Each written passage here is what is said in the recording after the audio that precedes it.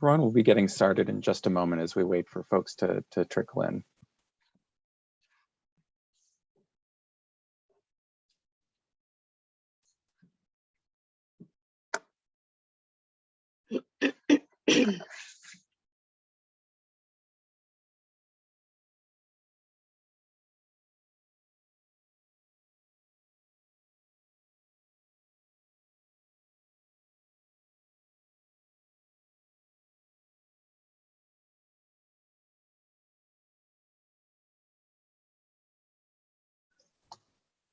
Hey, Liz, I think we can probably get started. Looks like we have a good number of folks in the room.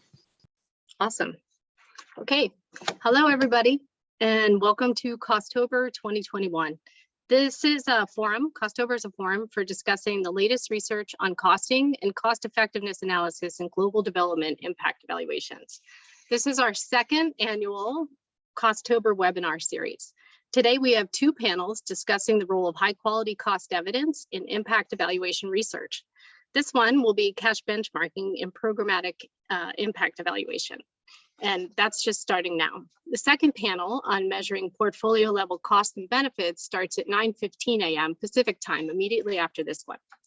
Tomorrow, as part of Costober, we have a workshop starting at 9 a.m. Pacific time, which will cover scale, context, and cost. This will be a hands-on workshop about generating testable hypotheses using real-world cost efficiency data sets.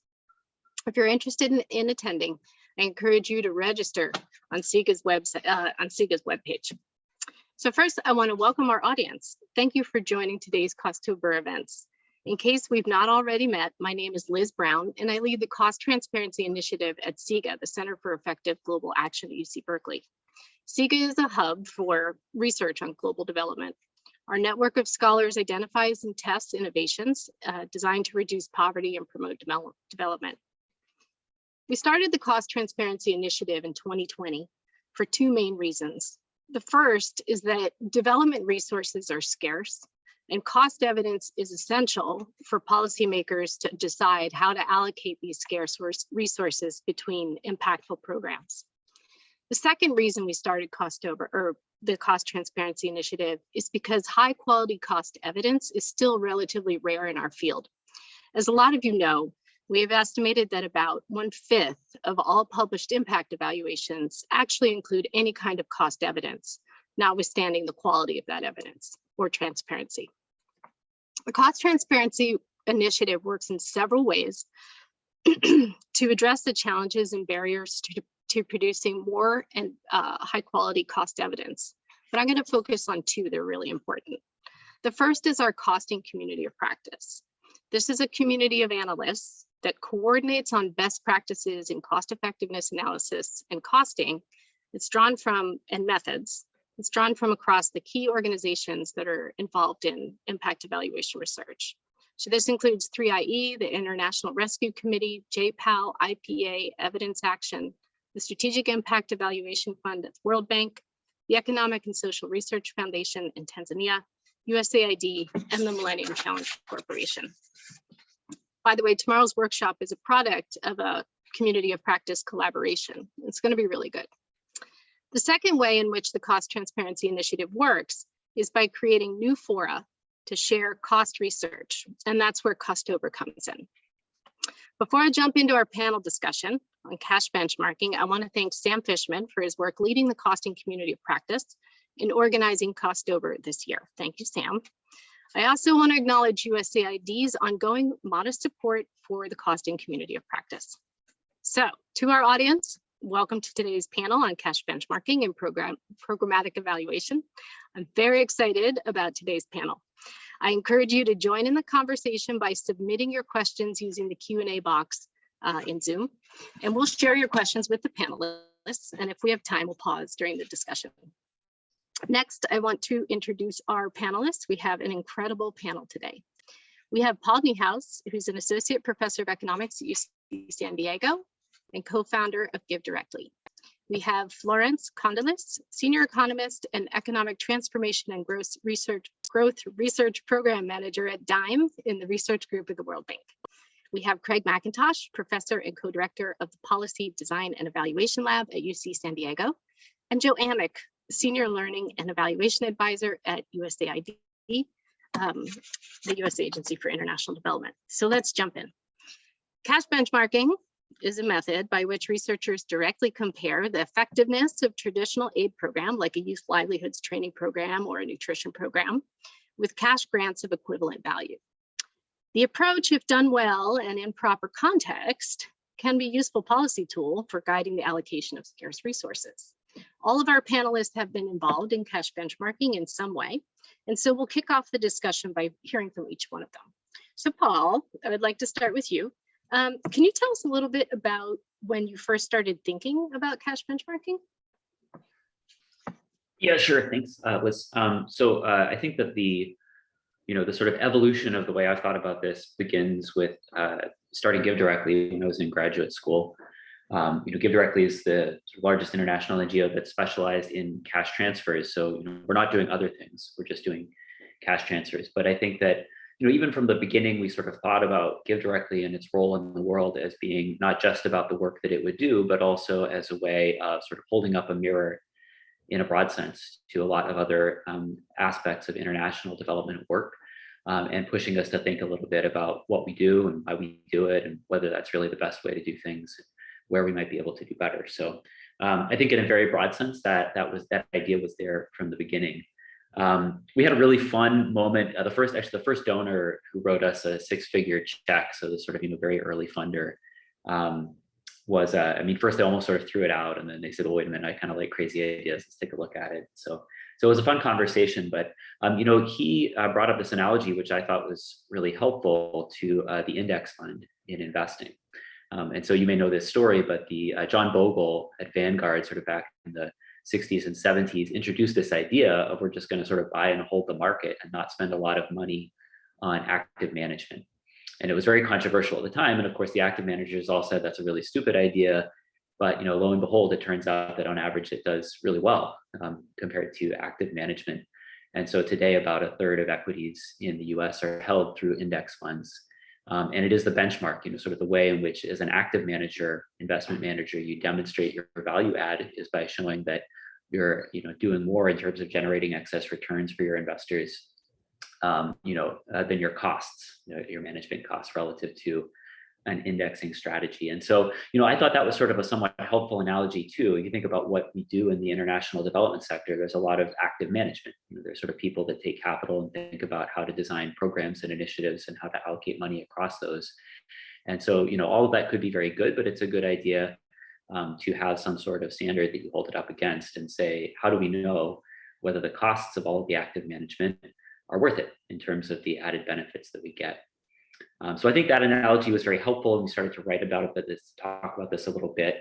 There were some key moments, people who pushed back, I think, from established charities when we were getting started and said, this is clearly a terrible idea, we should do what we do. And I remember being interviewed on NPR, and they'd say, well, what do you think about that? Would you be open to just putting this to a test head to head? And so, as a researcher, my reflexive answer is always, yes, of course, we should do more experiments, we should learn more stuff. But then I think, where all of this sort of went from being conceptual into actual practice is, with the work that USAID and Craig and Andy Zeitlin and others have been doing. And so I was involved a little bit in the early days of some conversations, with them about that as they got started, and learned a lot from that. So we'll get to talk about that a lot today. And I think that's really, sort of been an important moment in sort of crystallizing what all of this is. Great. Let me turn it over to Joe. Joe, can you tell us a bit about how you first engaged with cash benchmarking?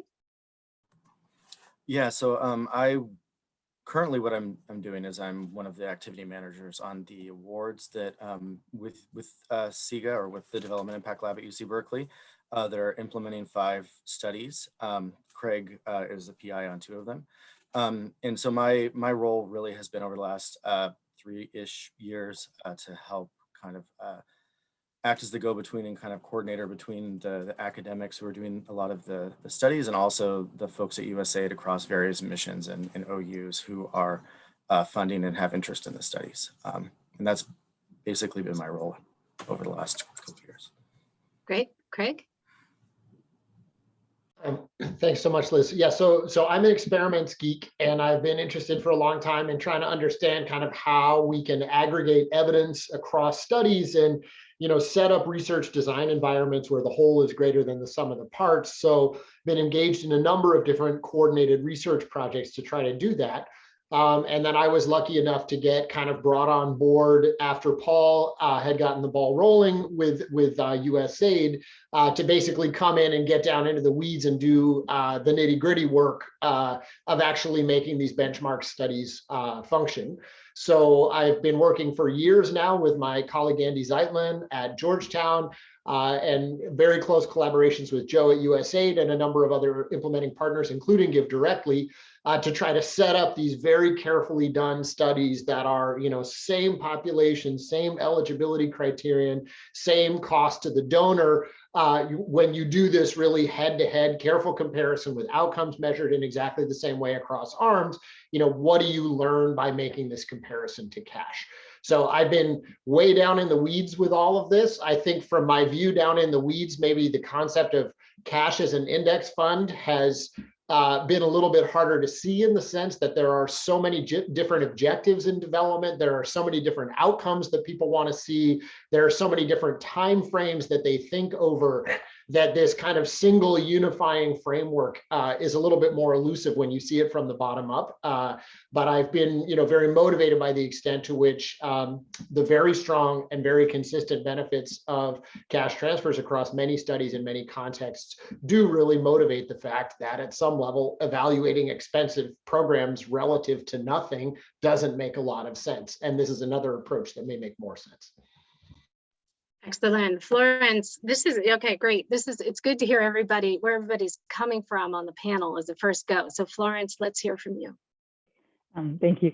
So I'm also a researcher at the World Bank, so it's a little different in the sense that we evaluate a lot of, government programs. Within those government programs, it's not always available to have a cash arm to benchmark, a complex intervention. So my involvement, I'm kind of late to the party in a sense. That this involvement in cash benchmarking came as we started to work with the World Food Program, which is obviously a very large multilateral organization that does a lot of different things. But one of the things they've done and ramped up a lot over the past few years is really cash transfers. And so for them, they really are trying to sort of think about, should we do just cash everywhere? Or are there sufficient market frictions everywhere that we should do other things? And so this is kind of how we came at it with my co-author, John Loger, who I think is on the call, is that we started to ask things such as, what is the cost effectiveness of adding different interventions? What is the cost effectiveness of growing transfers in size? Do we get more per dollar transferred when we, make big transfers versus small transfers? And so this is sort of our first entry into the cash benchmarking world, was through this sort of meta-analysis that we put out recently. But this also made us realize that we really need more studies, that power is scarce even on interventions such as the ultra poor and UCTs. And so this also kind of pushed us to think a bit about methodological aspects of cash benchmarking, which we'll talk about, I think, during the panel. So this is sort of where I come from, is more on the social protection aspect of this type of program. Very cool. So we have a mix of people working on methods, concepts, and applications, and very applied research in this area. One of the things I love about working on the cash benchmarking impact evaluations is how the extent to which cost analysis is like wholly integrated with the planning and the execution of the study. But let's take a step back for the audience here. Some may not be exposed to cash benchmarking. Can one of you sort of provide a basic definition of what cash benchmarking is?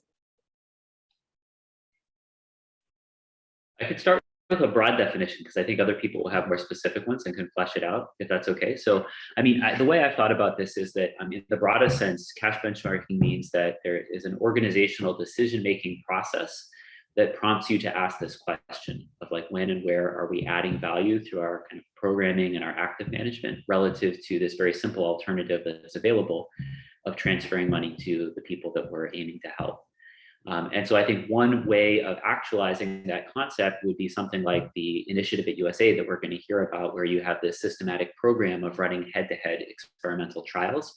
And I think that, as Craig rightly points out, you know, sort of things get complicated fast once you start doing that. And there's a lot of hard and important technical stuff to think through. You know, at the other end of the spectrum, there are simpler things. So we have, for example, foundations that, you know, that have been Give Directly funders who, you know, just have a question that they have to ask before greenlighting a project. It's sort of, why do we think we're doing more good here than we could by giving the money to directly to beneficiaries? And at the end of the year, you know, whatever money is left over in that year's budget that hasn't been allocated to something else goes as direct transfers, right? So that's another sort of very simple way that you could imagine actualizing this organizationally. And I think of all of those as sort of healthy and pushing in this good direction.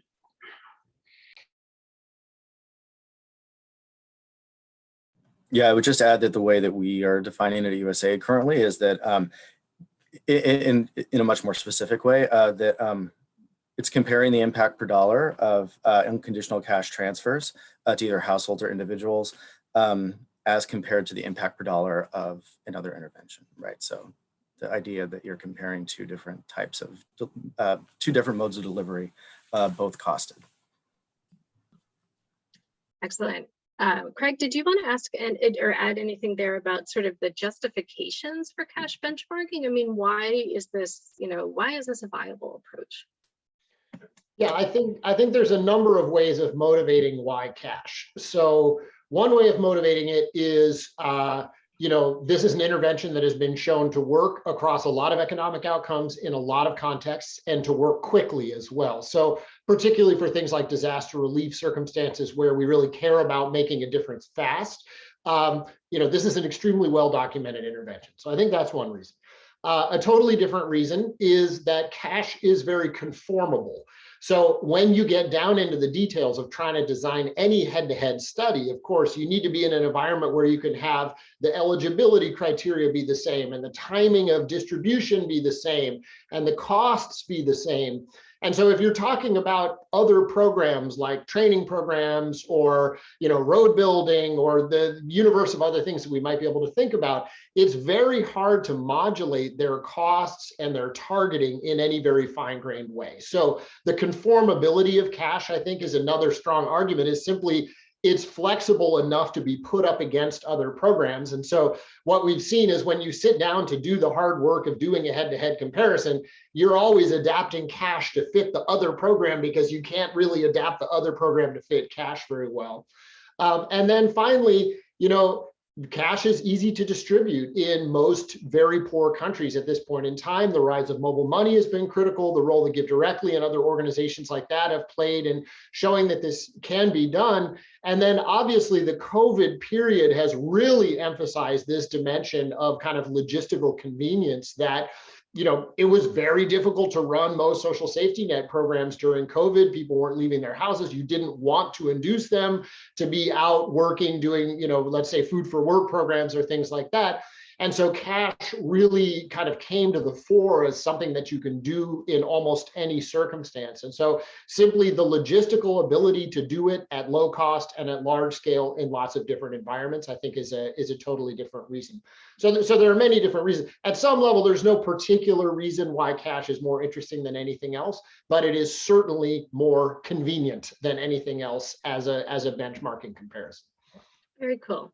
Joe, I'm wondering if you could talk a little bit about how it's been used so far and why organizations like USAID are particularly interested in it. Sorry, Paul. Go ahead. Could I just add two to Craig? I really want to hear from Joe on this, but I also want to add two things to what Craig said, which others may or may not agree with. But one is that I see this as sort of a wedge to drive more impact evaluation, full stop, right? So there's an enormous amount of development spending that does not get evaluated rigorously. And I think that's a problem. And I think that some people are responsive when you say to them, hey, it's important that we know what impact we're having. But I also think there are some people who are more responsive when you say, hey, we should at least make sure that we're doing more good than this very simple, naive alternative, right, of giving the money away. So, to me, that's part of the strategic bet with all of this, is that we'll get more high quality evaluation of programming done if we encourage people to ask that question. Yeah, so that's number one. The second is that when we look at the impacts of a program, we sort of need two kinds of information, right? We need to know what are the impacts, and then we need to think about how to value those impacts, right? So typically programs are going to have impacts on a lot of different things, right? And so the second question, is more in the domain of ethics, sort of social welfare analysis and so forth. And so, in general, I think, kind of we want to benchmark everything. We always care about the relative performance of the things we're doing. And so there's a sense, in which cash is not special. But I think there is a sense in which cash transfers are special, which is that when we look at the impacts of cash transfers, we learn something about the priorities of the beneficiaries, of the recipients. And so I think there is both information in that about impact, but also information about preferences, which should have at least some ethical weight when we then think about, which programs we actually want to fund. So I think there's sort of double values there as well.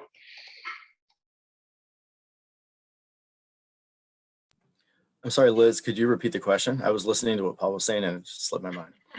No, Paul's captivating. Okay, so I was curious to know how has cash benchmarking been used so far, and why is there any interest in this at USAID? I'm wondering if you could talk to that point a little bit. Well, the interest, there's interest sort of on two levels. One is just to see if we can be more cost effective with our programming, and this is a particularly interesting way of trying to get at that point. How has it been used so far? That we're still kind of in the experimentation phase, if you will. We have 5 ongoing studies. As I mentioned, Craig is leading 2 in Rwanda. One of them is completely done. One of them has 18-month results, but another one will be coming out in sort of 40-ish month results in the next calendar year. And then we've got 3 other studies which are still at various phases of implementation or analysis. And so really what we have at this point is 2 studies to draw on and what we've been able to learn a lot from. And so in terms of, what's the real world application at this point, it's been mostly learning, like what can we learn from the studies that have been done? How can we learn how we implement that at the other studies going forward? I learned that these, we started out with the question as to whether this was even possible to do. I think the first 2 studies kind of proved that it is possible. It is really difficult, but we can do it. Cash benchmarking is a thing that can be done. And so in terms of real world applications, it's sort of, we're at that point where we're collecting all the information, learning what we can, and thinking about what that does look like moving forward. Very cool. So I'd really like to sort of redirect some of the questions towards Florence here to take up the question of policy relevance.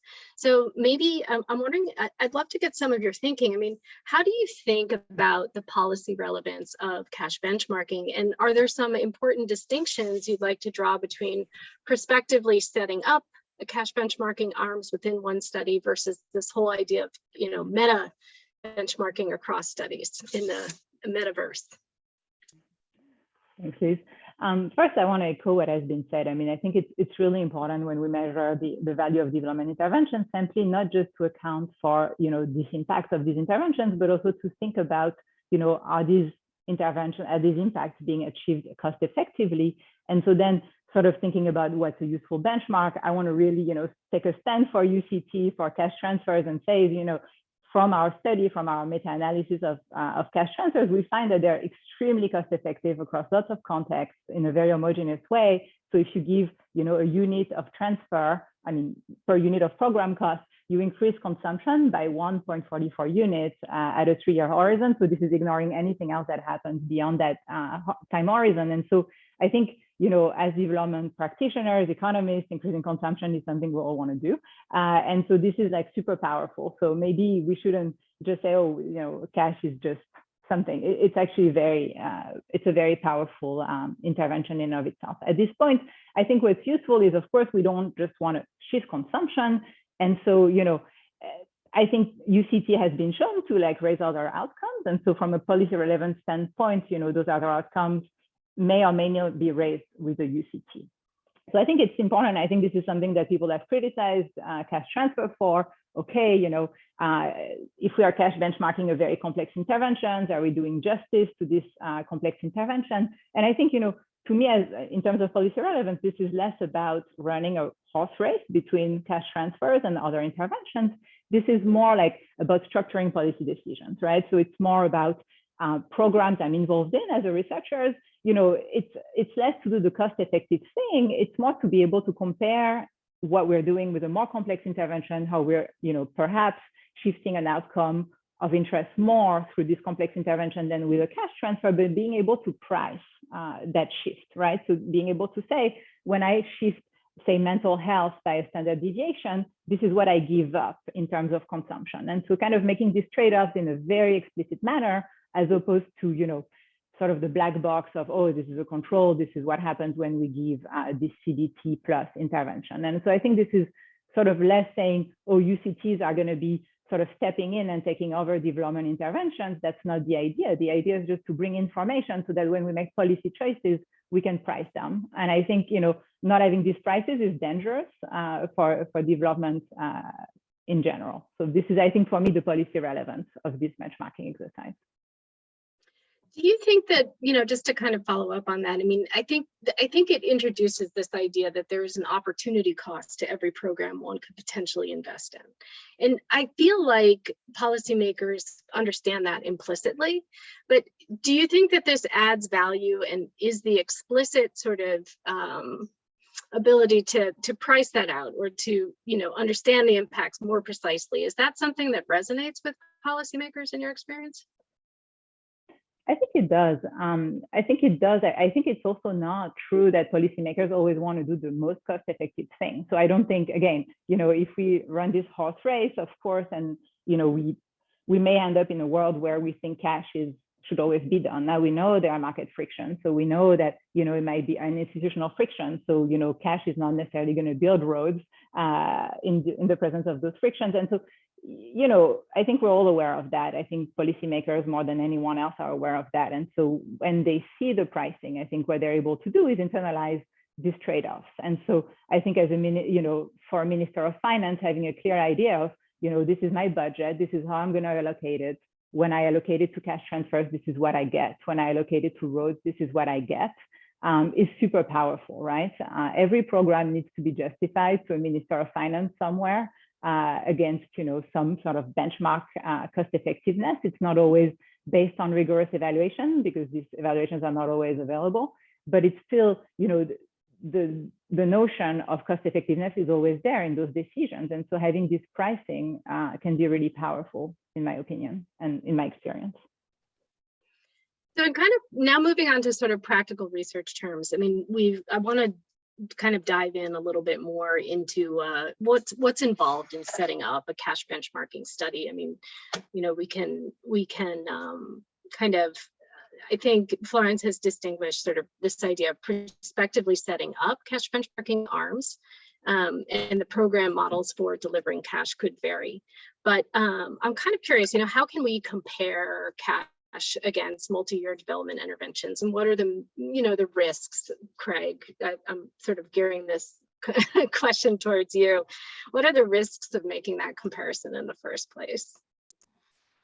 Yeah, well, I can certainly speak to what some of the conflicts and the tensions have been in terms of the conversations that we've had about this very important question. And there's always this thing sitting in the background that, well, when you give people money, they're either going to spend it or save it. And so if you go out and you measure their consumption and you measure their savings vehicles, you will find that money, right? So there's an almost mechanical way in which these programs generate impact. So is it really fair to compare programs that have much longer and more complex causal theories to something where particularly the gateway to consumption is so immediate? So I think that where we've tried to square that circle is, first of all, to identify a group of people that everybody who's a party to the study agrees is really important to help. So, for example, our two studies, one of them was women with malnourished children under the age of 2. The other one was underemployed youth who have failed to really benefit from access to the job market. These are kind of 2 populations that objectively we think we want to do something for these people, and it's a reasonable group to try to target. So I think that's one thing that can be done. I think a second issue that comes up is the issue of time scale.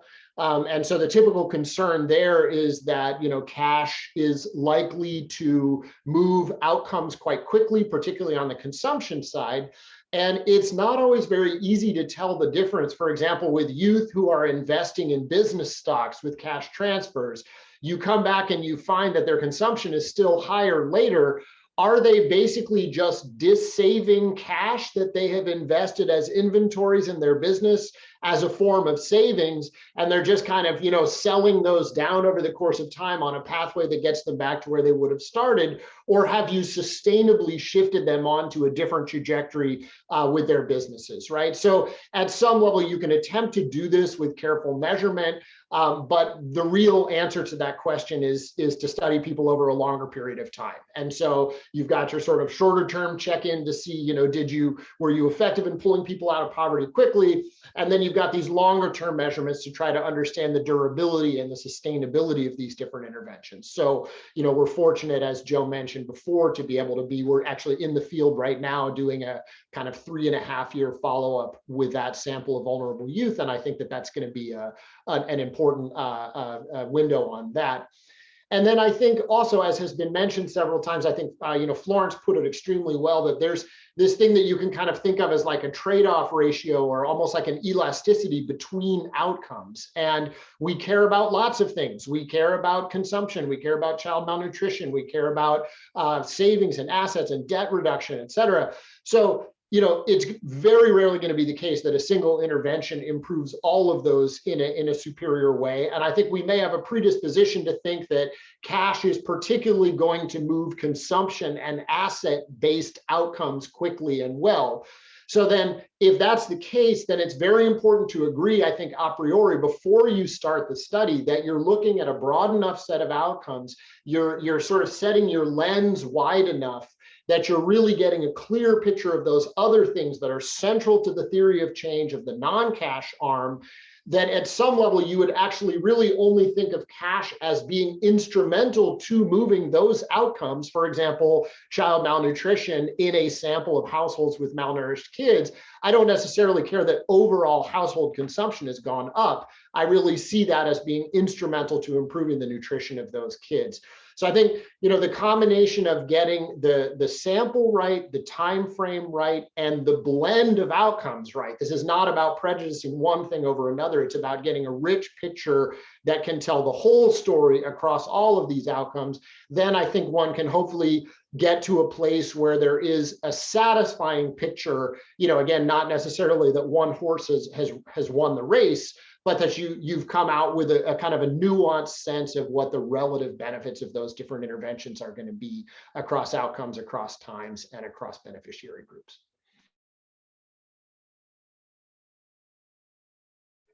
Awesome. So, we've focused a lot on the different sorts of impacts, of these traditional aid in comparison to cash, and what we expect to see, consumption, and all sorts of things like that. Costover, we're really concerned about the cost side of this particular piece, of the cost effectiveness ratios at the end of the day. And I guess, how should cost analyses be ideally integrated with cash benchmarking impact evaluations? I'm going to leave that kind of open to who wants to jump on that one. I know you've got some thoughts on that, Craig, but I welcome anybody else to jump in.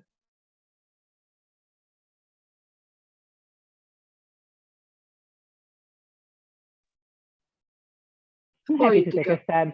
Yeah, good. I'm going to say something very generic, and then people can add details. So I haven't, working within the realm of like larger organizations as I've done, and, with NGOs, it might look very different.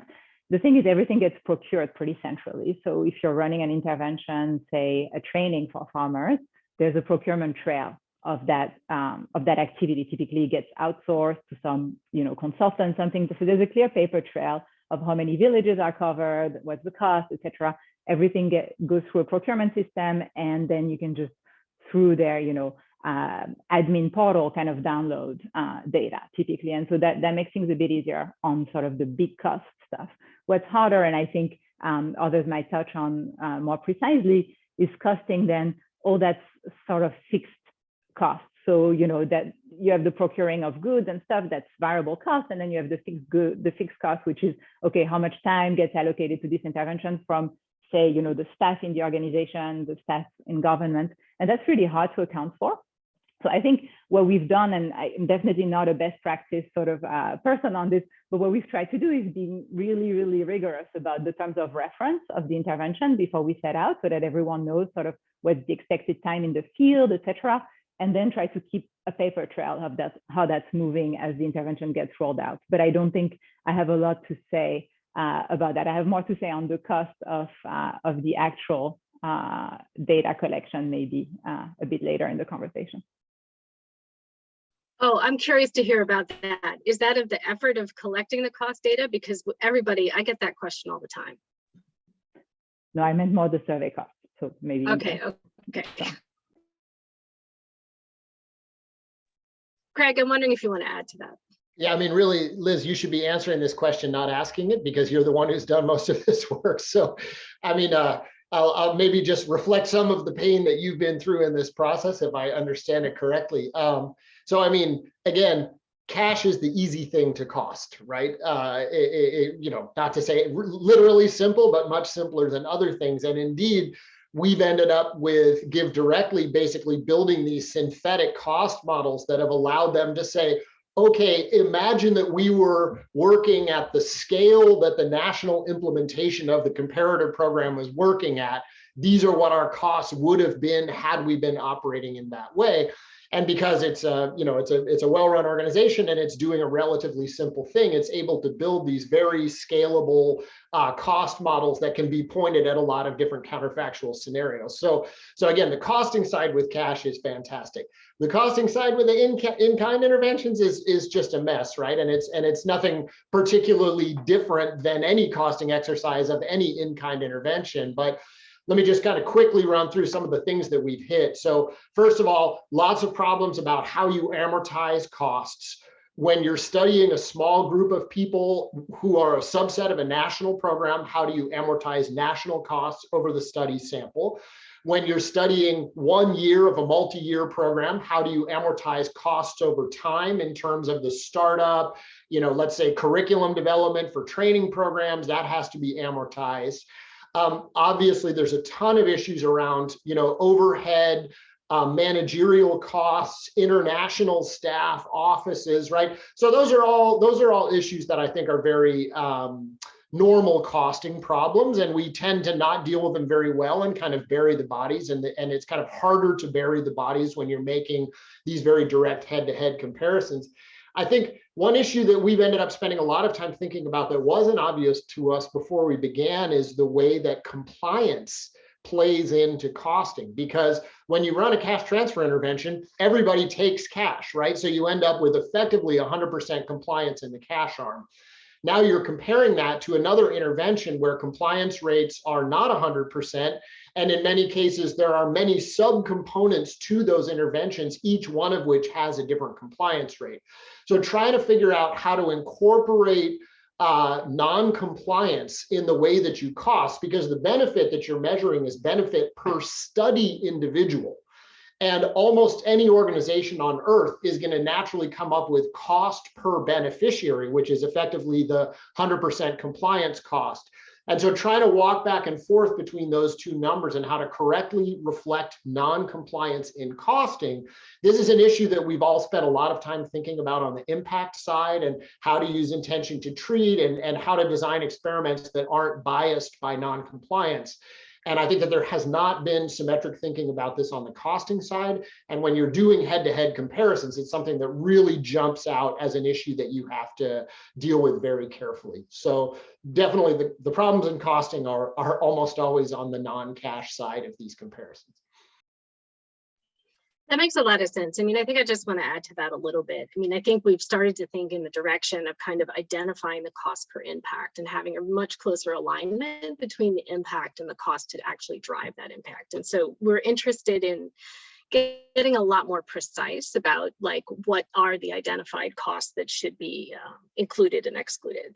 And so I think like in terms of, you know, what data is needed in an ideal world, we would have, you know, I'm just going to kind of hit 3 things here that I think are important. There are others. But one, we want the capability to analyze the unit economics of interventions. So we want, this means going back to kind of like a micro costing approach where we have the number of units, the unit cost of individual inputs based on the ingredient method or other forms of micro costing. When that information is built from the ground up, this level of detail gives us understanding about the business model of delivery, right? We think about delivering impact, and this helps to unpack cost drivers so we can understand where we might get more efficiencies in traditional aid interventions, for example. Second, and these are germane really both to cash, but just more generally to costing, you know, in the direction that we're taking it in. The second thing is disaggregated data, you know, sort of depending on the program design is really important, certainly by treatment arms, but other disaggregations where we expect cost heterogeneity. So when we see units where we expect cost to vary, these are things that we need to plan for in the analysis of costs. And then the last thing that I think has been critically important is trying to plan in advance to the greatest extent possible, not just for the purposes of being able to obtain really detailed and sometimes incredibly sensitive cost data from implementing partners, for example, but also just the ability to coordinate with impact evaluation teams during the design phase of the intervention, of the evaluation, I should say. And there's this need to come up with explicit agreement on cost inclusion and exclusion criteria. And the reason why is because every entity has an interest in showing or illustrating, even if they don't act on that, showing or illustrating that they are cost effective or that they are lower cost. And so we have to be, as analysts, on guard against that sort of tendency to want to report data, you know, in ways that benefit the organizations. So I think, you know, costing is interesting from that point of view. You know, I wonder a little bit, Florence, I mean, some of these interventions that we're talking about are really, really complex. I mean, what do you see as kind of the limitations of cash benchmarking and making these sorts of comparisons? And I encourage others just to weigh in on this. I think, you know, as we said earlier, and I think Craig portrayed really well, you know, I don't think we're really missing the mark as much. I mean, I think the questions, you know, is a bit, okay, how do we deal with limitations? I don't think, I mean, there are always going to be limitations when we compare, you know, apple to oranges. And so it's a little difficult. I think it's more kind of, you know, before setting out, before, you know, starting the study, really agreeing on what we're going to get out of it and not expecting something crazy out of it. And if we're okay with, you know, okay, we're going to establish these trade-offs, these elasticities, you know, I think we're already in a good world where we're going to be okay with our partners at the end with these answers and kind of happy to go forward with the learning, right, and use it. Having said that, I think when John and I did our sort of meta-analysis, we learned a couple of things, and I think these are being echoed by everyone, is that, you know, and this is just for UCT and TUPs, there's really not enough long-term studies, right? And so this is a clear methodological limitation for any, you know, meta benchmarking or any benchmarking at all, is that, you know, if we really think these comparisons, you know, are going to be drawn out over time. And so, as we said, you know, in the case of youth investing in productive assets, this is not going to maybe be, you know, clear on consumption or other outcomes at a 2-year horizon. And so it's really encouraging to hear Craig is doing this long-term study in Rwanda, because really, if you look at even interventions that have been really well studied, like the TUP, there's really one study in India that shows this long-term sort of impact and people kind of taking off. And so this is bad news for non-cash interventions in a sense, because, you know, they're not going to look so good if we don't have this long-term impact that we think they're having, you know, where they're more cost-effective potentially than cash in raising, you know, livelihoods. Second, I think, you know, we know that, we know that there is limited power in the world to answer this question. So I think, again, going back to our own experience of sort of meta benchmarking TUP, again, from a deep literature, there isn't enough power. And this is perhaps because the individual studies are not super powered individually to answer the question of, are they persistent? What's going on? And so I think when designing cash benchmarking study, what's important is really to take into account that now we're drawing so many comparisons. We are drawing comparison not only between the control and the treatment, but the control, the treatment, the cash benchmarking arm, and now the cash benchmarking to the treatment. That's really going to stretch power. That's going to have implications. One piece of good news, and this is something we blogged about and we have a little dashboard about, is that, because you have a cash arm, you also have sort of a degree of freedom to use this cash arm and maybe change the size of the transfer to sort of maximize power. So this is something, so this is good and bad news, right? You're more stretched for power, but maybe you can use the fact that you're giving cash to stretch power a little bit if you believe in linearity of cash transfer impact. So this is something that we can discuss more, but I think this is typically, the bad news when you have multi-arm, RCTs is that power is stretched. And I think taking a look at the TUP UCT literature, this is something that was clear to us, is that we were unnecessarily powered to answer a lot of important questions on persistence of intervention. Could I say just a quick word to that, Liz? Go ahead. Yeah, go ahead. Because it's a great point. And I mean, I think mechanically it's obviously right when by powered we mean sort of powered to reject hypotheses at the 5% level. But I think that just sort of highlights the stupidity of obsessing over rejecting hypotheses at the 5% level, as opposed to, sort of updating our beliefs and doing the thing that, sort of looks 60% likely to be best given what we know. So, I think it's a fantastic point and something we'll all need to reflect really seriously on. If you're comparing two things, the differences in impact are likely to be smaller than if you're comparing something to nothing. So in that sense, yeah, these are going to be relatively underpowered. But, we should be using data smartly to make policy and not throwing it out because we're not 95% sure that we've got the right answer.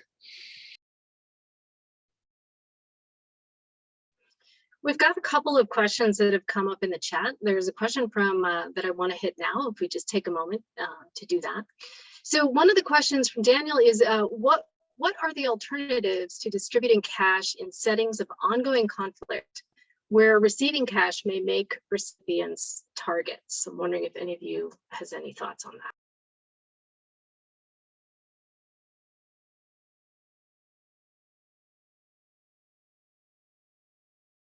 Or actually, and why don't I just kind of scroll through and kind of put a couple other questions up there. There's another question. Obviously, it needs to be thought about carefully and is hard to do, but if a program gets 60% compliance, it seems reasonable to build the cost of the recruitment touch points with the 40% that don't comply into the cost of the 60% that do. So this is getting your question about compliance. If you have to talk to 10 people to find 6 that want to take the program, talking to those 10 people is part of the program. So I think this is a question that's really about, do you include the cost of targeting in the program? Craig, do you interpret it that way? Yeah, so this is getting down in the weeds a little bit. The way that we've tried to think about this is that you can kind of conceptualize costs as being averted versus non-averted. And so the organizing principle is when someone doesn't comply with treatment, in other words, you attempt to offer them the program and they don't take it, is the cost of offering them that program averted as a result or not? So cash transfers are a very obvious example of a case where basically 100% of the costs are averted, since the transfer is the absolutely vast majority of the cost. If they don't take the transfer, you haven't spent money on them. As you move over into other interventions, for example, educational interventions, right? It may be that basically all of the cost of the intervention is in setting up the classroom, hiring the teachers, getting the educational intervention offered, and that it then basically costs the same amount to offer that intervention regardless of how many people participate. So that's going to be a case where if I attempt to offer this to 10 people and 5 of them don't comply, the fact that they didn't comply really doesn't change the cost of offering it to those 10 people at all, right? So the costs are not averted. So we have tried to categorize costs in a really line item way, going down the budgets to say which of these are averted and which are not. And then effectively the way that we work out this like cost per study subject is that you hit the averted costs with the compliance rate and you do not hit the non-averted costs with the compliance rate. And that allows you to calculate what you actually spent per person in the study. And we think that that's the number that you can put up against the intention to treat in a manner that is then comparable across different studies that have different compliance rates. Okay, that's completely awesome. It turns out that I was not looking at the Q&A. So there's a bunch of really good questions in here. I was looking at chat was coming through a little bit differently. So a question here, I work in public health and we're promoting mask use to reduce COVID infection rates. How would I think about measuring a relevant outcome compared to an unconditional cash arm? I wouldn't expect cash to have an impact on infection rates, except very, very indirectly and over a long follow-up period. So there's a couple of, let me just do a couple others here. Does cash benchmarking always mean having an unconditional cash transfer arm in the study? What other methods are acceptable? You guys can, I'm going to give you one more and you can kind of pick and choose which one you might want to respond to. And then what time period is recommended for follow-up, given that a direct cash transfer given that a direct cash transfer might take longer to trickle down the effects that we want to measure compared to a program that directly targets at an outcome. So I think this is an issue that comes up a bunch, is this question of the timing of impact and lagged effect of, say, learning, for example, on the outcomes we would like to observe. So if you have a youth training program, you may observe job creation or self-employment going up 3 years after the intervention has transpired, in comparison to consumption, where you might see immediate results. So this question of kind of the time lagged effect, the appropriateness of selecting and making comparisons, adding a cash benchmarking in those sorts of intervention setups, is that, you know, I think we're getting some questions there.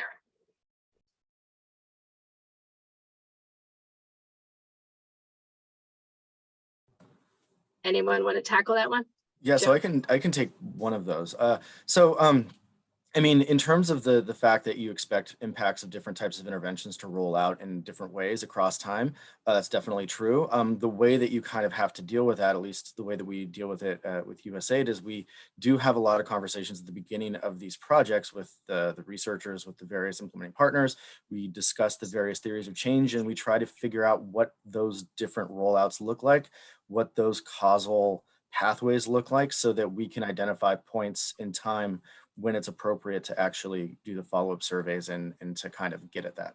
And it's going to depend on the outcomes that you kind of identify as your primary outcomes. It's going to depend on the various, just all the things that are going into your theory of change and sort of what you expect, your timelines, et cetera. And so that's a big part of the process of setting these projects up. And obviously it's a little bit of guesswork, because we are kind of starting with theory and trying to think of where we're going to collect the data so that the empirics match our theory. But that's kind of how we have to do it. That's how we've done it to this point, at least for USAID projects. Anyone else want to take up those questions?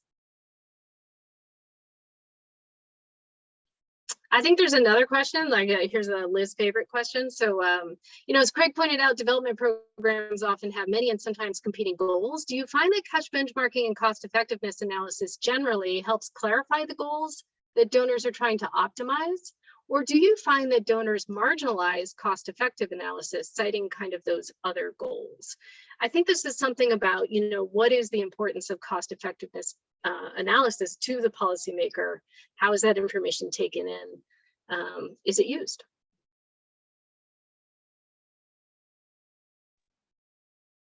Maybe I can answer a little bit. We're having this debate a little bit at the bank, you know, about you know, this social protection type of programs, and should we go wide with the sort of the ultra poor approach? Should we go narrow, but you know, more cost effective with cash? What is proper? And I think with government, typically the discussion has been, look, handing out cash isn't their preferred way of doing business.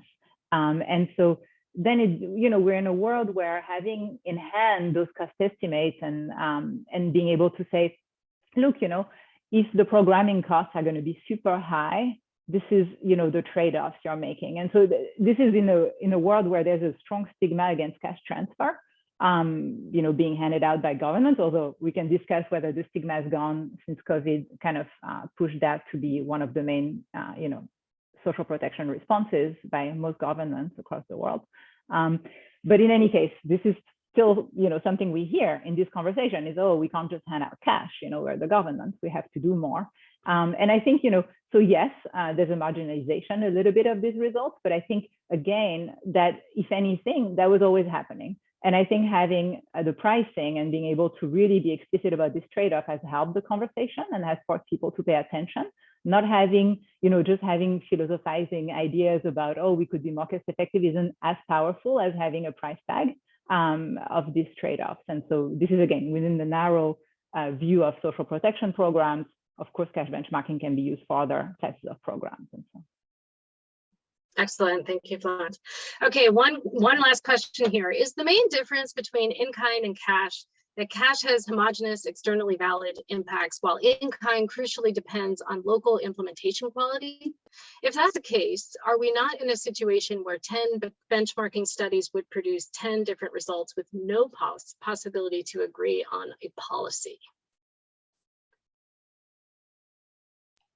Yeah, I'd love to respond to that. That's a great question. So I think I'd start by sort of flipping it around and say that where we are typically is in the sort of case of having to compare an evaluation of one thing done in one context and another thing done in another context, and to think about the extent to which those results extrapolate. And so part of what I think has been innovative and challenging, but important about the work that Craig and USAID have been doing is to sort of fix a context and really look in the same population at two interventions side by side, and so eliminate a lot of those potential confounds that we usually have to deal with. So I think that overall this agenda has been making some progress on that sort of very generic issue that we always deal with.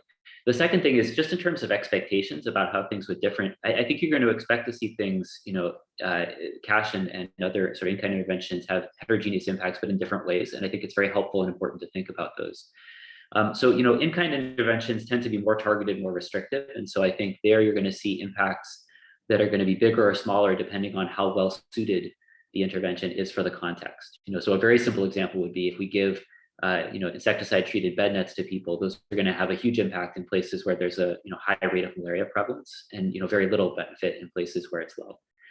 So it's just very obvious that because it's an intervention that's suited for a specific issue, it'll be effective in places where that is the issue that matters, right? With cash, it's going to be very different because it's so flexible, right? And so there I expect to see very different impacts in terms of what people do with it, depending on the context, depending on their preferences. It's flexible, so I expect to see some sort of positive impact in most contexts, but they'll be on different dimensions, different margins. And so there the question of valuation is really the key one, which is if we see positive impacts on one dimension in one place and on a different dimension in a different place, how do we value those two things and make them commensurate in some sort of final analysis? So the first case, I think it's very much about the heterogeneity and the impact per se. And the second one, I think, is more about heterogeneity of valuation, if that makes sense. I think there's another way of turning around this question too, which is that, a priori, it wouldn't have been obvious to me that cash would be the thing that would work everywhere. I mean, you would think that people are going to spend money on completely different things in completely different contexts. And so why would you think that it's going to drive, certain outcomes everywhere? It's not obvious that that needs to be the case. So in some sense, if what you're finding is that there is this tremendous context specificity to in-kind interventions, as the question indicates, it does kind of undermine the sense that any one benchmarking study can kind of answer the question for good and for all, because the external validity of the in-kind arm may be somewhat dubious. But in a way, kind of putting it like Florence said before, it's like, if you can come back and say like, well, look, empirically, it turns out to be the case that like pretty much no matter what the context is, you can kind of count on cash having these fairly predictable impacts regardless of circumstance. That's, like she said, it's kind of like that's the opportunity cost. That's what you're giving up by going for something else, is that something else is risky, is context specific, is dependent on implementer quality, et cetera. And that therefore you're in some sense trading off quite a certain gain for a much more uncertain gain. So I think that in some meta sense, the lack of external validity of the kind arms is a part of the answer to the question that's being posed in the broader agenda.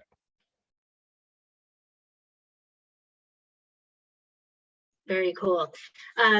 Thanks everybody and to the audience for your really excellent questions. I'm not able to hit every one of them, although, you know, there's a question here, should cost analysis be a part of every impact evaluation? I wonder, thumbs up, okay, cool. Yes, okay, yeah, we have advocates here for sure. That's awesome. And just And to it is point out, Costober. I was going to say, just to point out that actually is now in USAID policy. The ADS 201, which is our evaluation policy or evaluation guidance for those of you who may or may not know, does include a requirement for cost analysis now in impact evaluations moving forward. Okay, everybody, it's required. Thanks. I think it's good to hear about that interest. I think in terms of sort of winding down the panel, we've got about 15 minutes left here, and I just want to review a couple of my questions here. You know, I guess one of the questions that I would like to ask is just around future research. Get you guys to think out loud a little bit about what are the really important open questions for cash benchmarking evaluation research, and what are the methodological questions on cost that we still need to address. So there's two there. We want to do cost and effectiveness. So I'd be interested in your responses to both of those questions. So why don't I start with you, Craig? Well, I think to me the really interesting bigger picture question moving forward is you know, let's go back to what the justification for in-kind interventions is in the first place, right? So there are some very good reasons that we should do things in kind. So there may be interventions that generate very large positive externalities that are not well captured by any individual. Let's think of road building as an example there. And so because they generate these kind of network benefits, we may think that it makes sense to do those, even if the benefit on any specific individual is not very large. And then also very importantly is the issue of market failure. So, you know, cash transfers allow people to buy things that they are able to buy and for which the prices make sense. So many in-kind interventions are justified by the fact that markets have failed and people simply cannot buy in local markets the goods that are going to be transformative for their lives. Those could be, you know, high quality education, and hence you want to bring in an external training program, or high quality livestock, and hence you want to bring in a cow from South Africa and give it away to Rwandans. So lots of examples for the cases where it does make sense to do things in kind. So I guess I feel personally like some of the evaluations that we've been looking at on benchmarking are in environments where you might think that the cash would work relatively well. And I'm interested in trying to think about some of those contexts where cash is going to work less well, where those markets are failing, and try to kind of flip the case over and make it the other way around to say, where should we be really thinking carefully about in-kind interventions, and what is the water's edge where it just doesn't make sense to try to implement cash?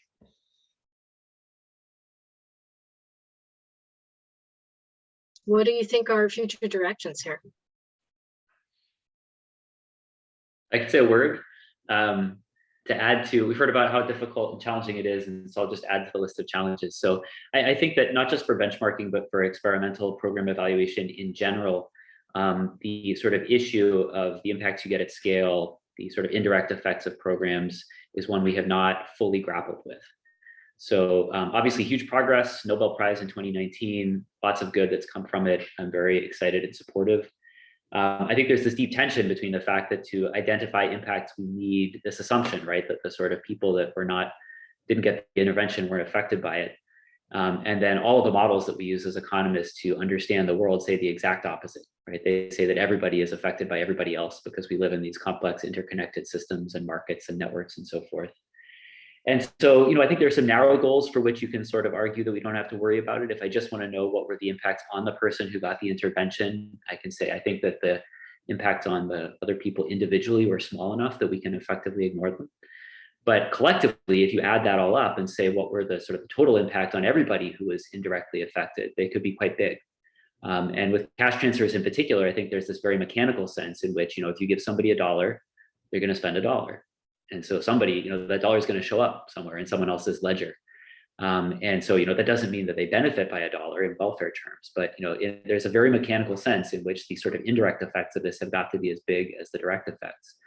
And so, if we're not accounting for that, we're potentially missing a big part of the picture in terms of the overall effect. So I think that's a hard problem. I don't think we have great tools for dealing with it yet. I've done some large scale experiments where we do very crude things like sort of try to look at what's happening in spatial neighborhoods.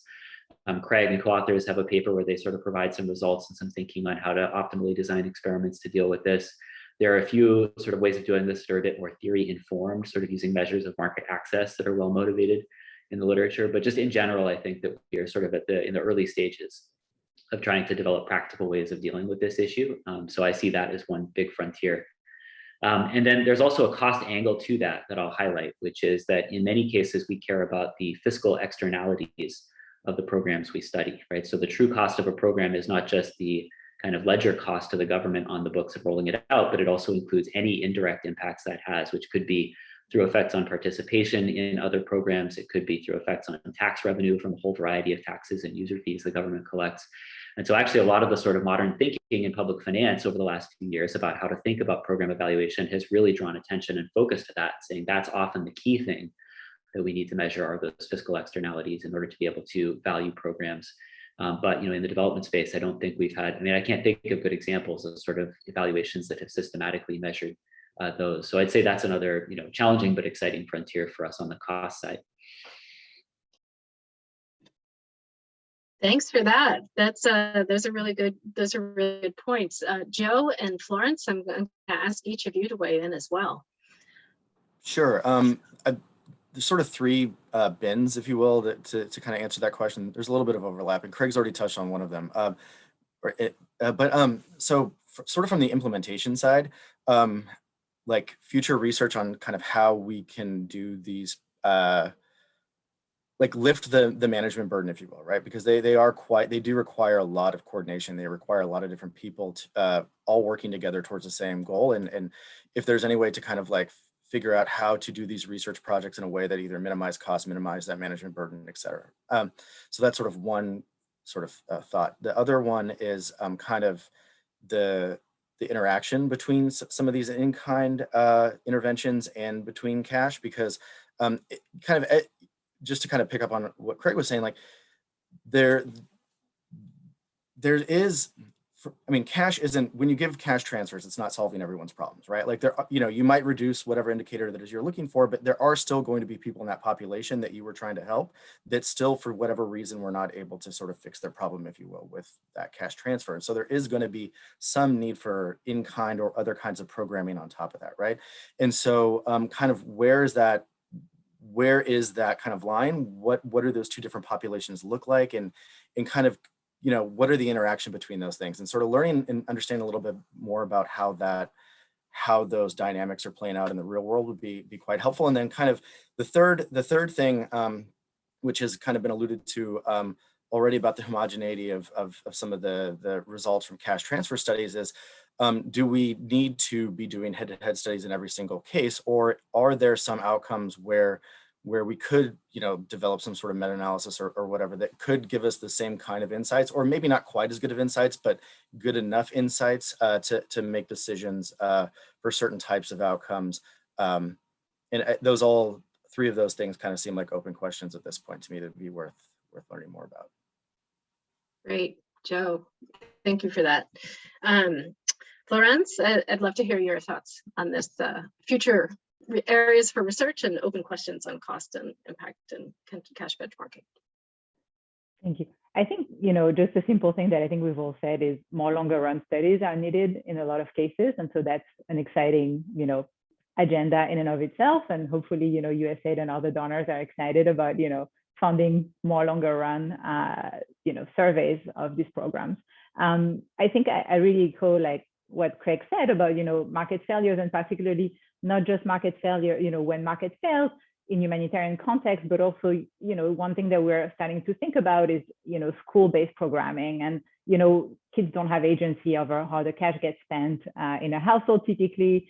And so kind of thinking about, you know, maybe this is where in-kind transfers are really, you know, necessary, is kind of the situational value of the targeting of the transfer of food or, you know, other type of things. And so that's something that I think, you know, it's not just market, but it's also agency over decisions in the household. And so I think humanitarian and the sort of more kids targeted type of in-kind interventions are really interesting. And I see this as a bit the frontier of the social protection agenda. I think the value of targeting is also something that could really be studied. I mean, working with these, you know, large organizations that do a lot of targeting, such as the World Food Program and others, you know, a lot of money, a lot of program costs go through, you know, are going through these targeting exercises that are done in the community. They're super expensive. And when you do that in, you know, super tough conditions, the cost really skyrockets, right? So kind of thinking about the targeting benefits of this cash, of, you know, these interventions, and cash benchmarking that again, you know, doing a cash benchmarking exercise where you don't have targeting. This type of work, I think, needs to be done a little bit, where the targeting is an intervention in and of itself. And so I think that's quite, that would be quite interesting in certain situations to run those exercises. But beyond that, I agree with everything that was said. Okay, awesome. So we have lots of avenues for future research. So I'm going to give you guys, we've got about 1 minute or two left. Anybody who would like to make a final and last comment, any final points or questions that we were not able to take up in the Q&A that you would like to revert to, this is your kind of opportunity to close out the panel. And I think generally, I'm very pleased with the level of discussion. This is an incredible group of people working on really important studies. And I think we've had a lot of insights, not just about how to improve existing research, but the applications of cash benchmarking, how to integrate cost into it in future directions. So let me just give one final opportunity for anybody to chime in. And otherwise, I think we're about to turn it over to our next panel, which I'll get to in just a second.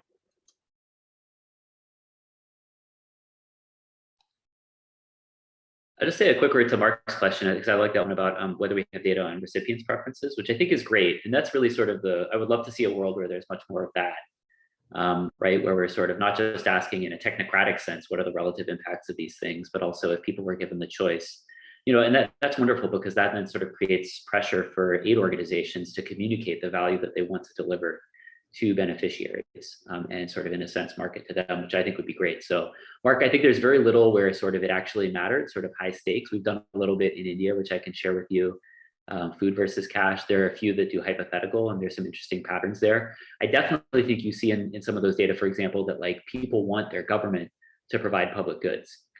Like, it's not like they just want the government to sort of shut down and become a purely redistributive mechanism. But then I think, you know, sort of the devil is really in the details in terms of the ability to actually provide those things and to implement them well. That matters. So, you know, short answer, not a lot, but that would be a wonderful direction to see more progress.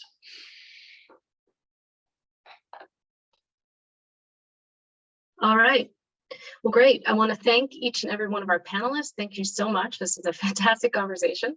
And thanks to the audience for your really, really great questions. So the next thing we're going to do is turn over this session to Sam Fishman, my colleague at SICA, and he's going to lead a conversation on portfolio evaluation of costs and benefits, or portfolio level evaluation. So we will sign off, all of us, and see you in the next session.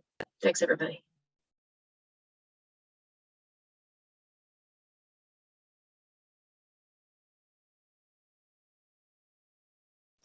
Hi, everyone. Give us just a moment while we promote our panelists to the room, and we'll get started in just a few moments.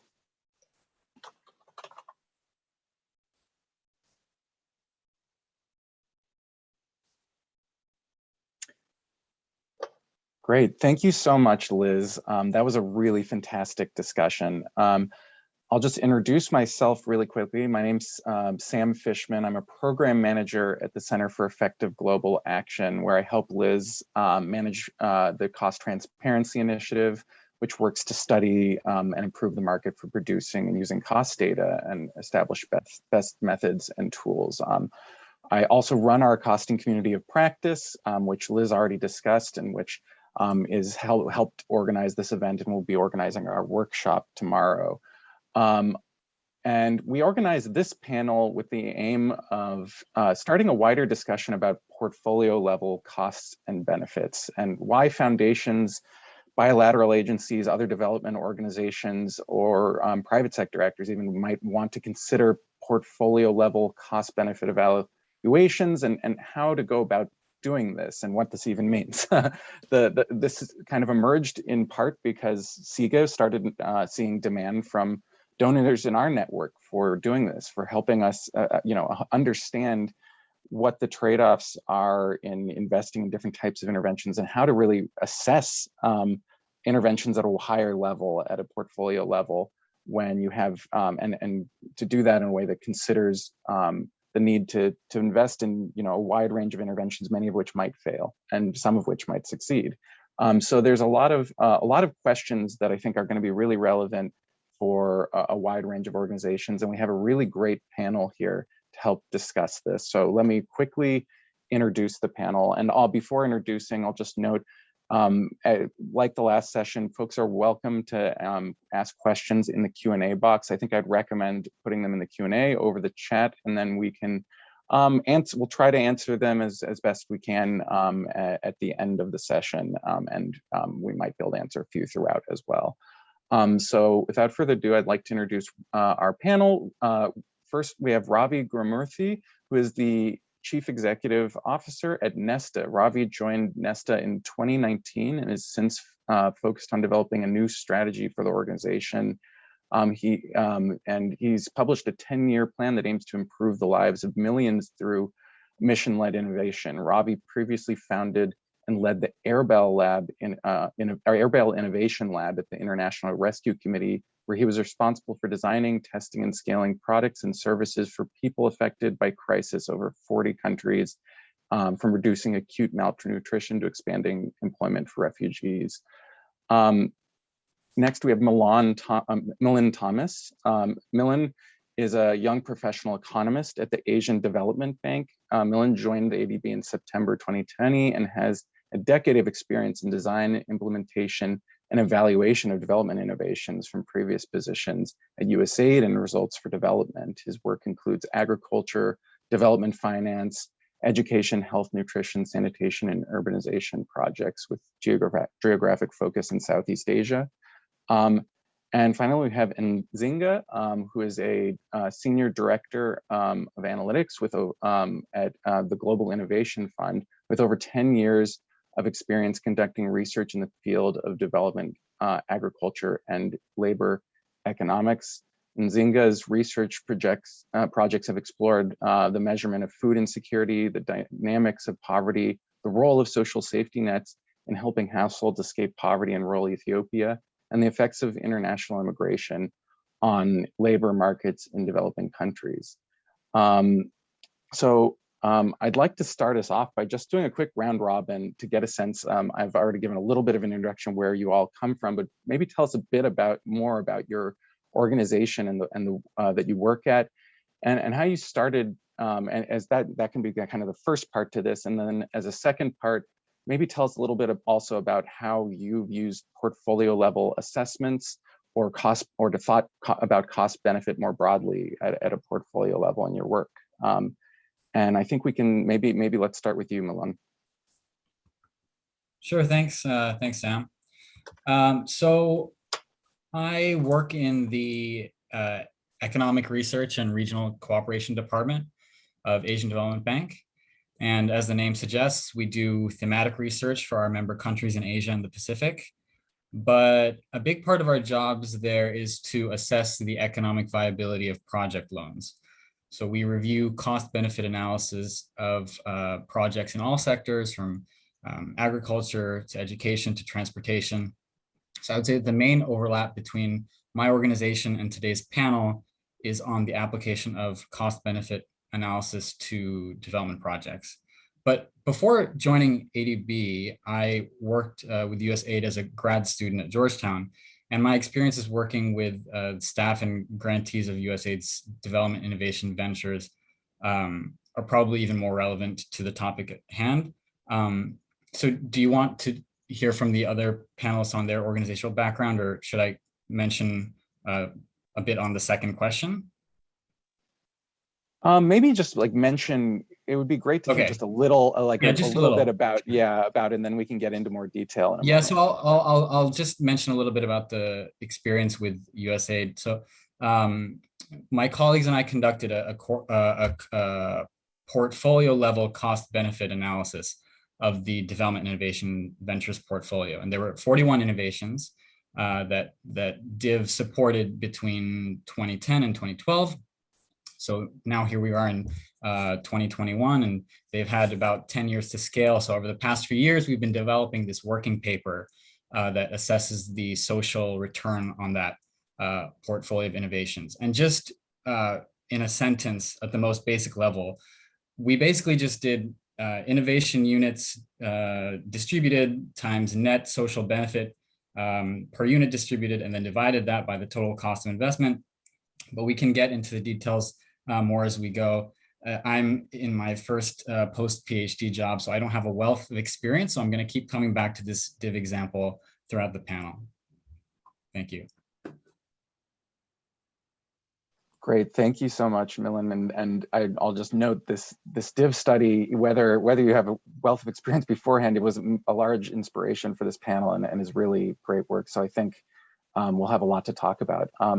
I'll pop over to you, Nzinga, and give us a little introduction to your work and its intersection with this topic. Yeah, and I'll also second, Sam, what you just said about the work that Milan's done with and his co-authors with DIV's portfolio. It's very impactful and important, and it's good that we're having this conversation. So as Sam said, I'm a Senior Director of Analytics at the Global Innovation Fund. GIF is a nonprofit organization that invests in early stage innovations that benefit people living on less than $5 a day in developing countries. We offer both grants, grant financing, as well as risk capital, which is equity and debt.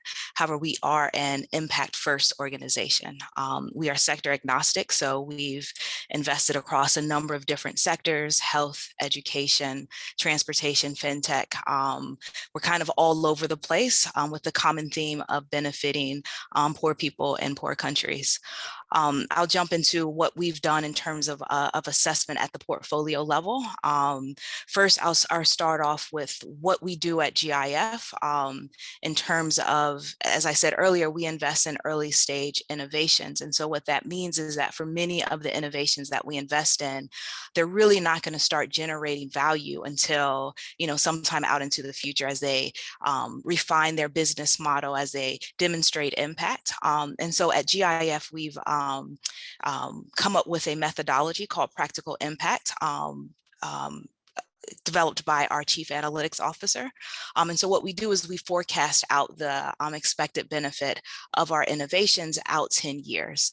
And ultimately what we do is we look at the portfolio level. And so we're really tracking the performance of our portfolio out 10 years from now. But, GIF has been around for 6 years. And so, we're not just interested in the impact that we expect to have out into the future. We also want to know about the impact that we've currently had, right? And so this is where, after we've learned about the work that Milan and his co-authors are doing at DIV, we decided to replicate their study for GIF's portfolio, making a few minor adjustments because there are a few differences between DIV's portfolio and GIF's portfolio. And what we were able to show is that even after 5 years of implementation, GIF has already started to generate social value. In fact, we were able to show that we have generated a social rate of return of 12% after just 5 years of implementation. And to put it another way, our portfolio of investments, for every dollar that we have invested, we've generated or created $2 in social value. And again, and a lot of that was based off of replicating the work that Millen had done at DIV. And I'll stop there, and we'll definitely, I'd love to talk more about what we did at GIF. Great, thank you so much, Nzinga. We'll definitely get into more detail. And Ravi, over to you. Thank you, Sam. So I'm Ravi Gurumurthy. My current job, I'm the CEO of Nesta, which is a UK innovation agency, and we focus primarily on UK work, doing impact investing, which we've done for the last 10 years, but also prizes, grants, loans. And we've also started now a venture studio building out new ventures entirely. My previous work was, as Sam said, as Chief Innovation Officer at the International Rescue Committee, where we introduced a big focus on cost efficiency and cost effectiveness analysis. So conducting cost effectiveness studies as part of our impact evaluations routinely, and then doing a lot of cost analysis across our portfolio of interventions. And in that work, we particularly obviously noticed some basic patterns about economies of scale when you design cash programs in a certain way and other relatively evidence-based interventions, and then try to use that analysis to inform both program design and having minimum scale for certain projects, but also pushing back on donors to make sure that their proposals enabled cost-effective programming. Excellent. Thanks so much, Ravi. So I guess just to jump off here, I'd like to hear maybe just a little bit about why it's important to measure at this level in the first place. We often, talk about, especially at CIGA, we focus. There's a large focus on individual interventions, head-to-head type comparison RCTs or whatever else different ways of evaluating individual programs, evaluations. But this is maybe a little new to some audiences, the idea of doing an assessment or a performance evaluation or whatever term might be most appropriate at this level of this portfolio level. So maybe, just a little bit. I'd love to hear from maybe you, Millen, and others about what inspired this kind of approach and why you would do it in the first place. Right. So you're asking about why did we take a portfolio level approach to assessing the innovations that DIV supported in these years? I think the easiest way to explain for those who are not familiar with the analysis already, it makes sense to measure investments at the portfolio level for innovation portfolios, much in the same way that it makes sense to measure at the portfolio level for financial returns. So I could be a terrible stock picker, but if I have one big hit and it pays for all the cost that I put into my portfolio, I'm still in a good position, and it was worthwhile for me to invest. So the many failures that I would have as an investor were just the cost of doing business in that case. And I think that's the same philosophy that we apply to DIV. The difference is that we're looking at social returns. And for social returns rather than financial returns, it's a bit different because we need to take extra steps to express the benefits generated by innovations in the portfolio into monetary terms. So what that entails depends on the sector. For agriculture and other innovations that improve livelihoods, we estimate the additional earnings generated by the innovation. For health innovations, we value the disability adjusted years of life saved based on WHO benchmarks. For education innovations, we would again value the additional wages earned that are due to the program. For energy innovations, we would value cost savings to the consumer. So that's, I think that, that's the clearest explanation I can give for why measure at the portfolio level, while also keeping in mind that there are additional steps that you need to take to apply that. Can I just ask a question about that? Because in some ways, with financial portfolios, there's a correlation between financial risk and financial return, and you want a sort of healthy mix and so on. But with social returns and social risk, is there necessarily a correlation? And so in a way, it doesn't seem to be the same impetus or fundamental rationale. I can also try to reflect on that question as well, given I think GIF and DIV has a very similar, I think, investment strategy. And we'll see if this actually answers your question. But GIF, we take a venture capital approach. So we use a tiered financing model and offering graduated funding. And so this allows us to manage our risk, right? And so what that means is that we'll offer smaller amounts of financing to riskier, unproven innovations, while offering larger amounts of financing to innovations that have demonstrated convincing evidence of impact, right? And so similar to what Milind was saying, what that means is that within our portfolio, we'll have some failures, right? Just by the nature of how we've made these investments, right? These are innovations, they're risky. But we'll also have some successes, right? And so we've balanced the portfolio based off of, the evidence that has been generated on the impact of the innovation, such that it makes more sense, or it makes less sense, to focus on individual successes and failures, right? As Milind already articulated, right? So what we want to know is, what's the overall performance of the portfolio, right? And so I'm just kind of repeating what Milind has already said. There might be several failures, but there's also going to be several successes as well that's really carrying the performance of the portfolio. And ultimately what we want is that the performance of the portfolio is positive, right? And so I think within GIF, we're able to kind of balance that risk in terms of investing in more riskier innovations, and also some less riskier innovations that have all proven or demonstrated their impact. Not sure if that answers your question, but I think it kind of gives us another strategy in terms of how we've been thinking about a portfolio of relatively risky investments.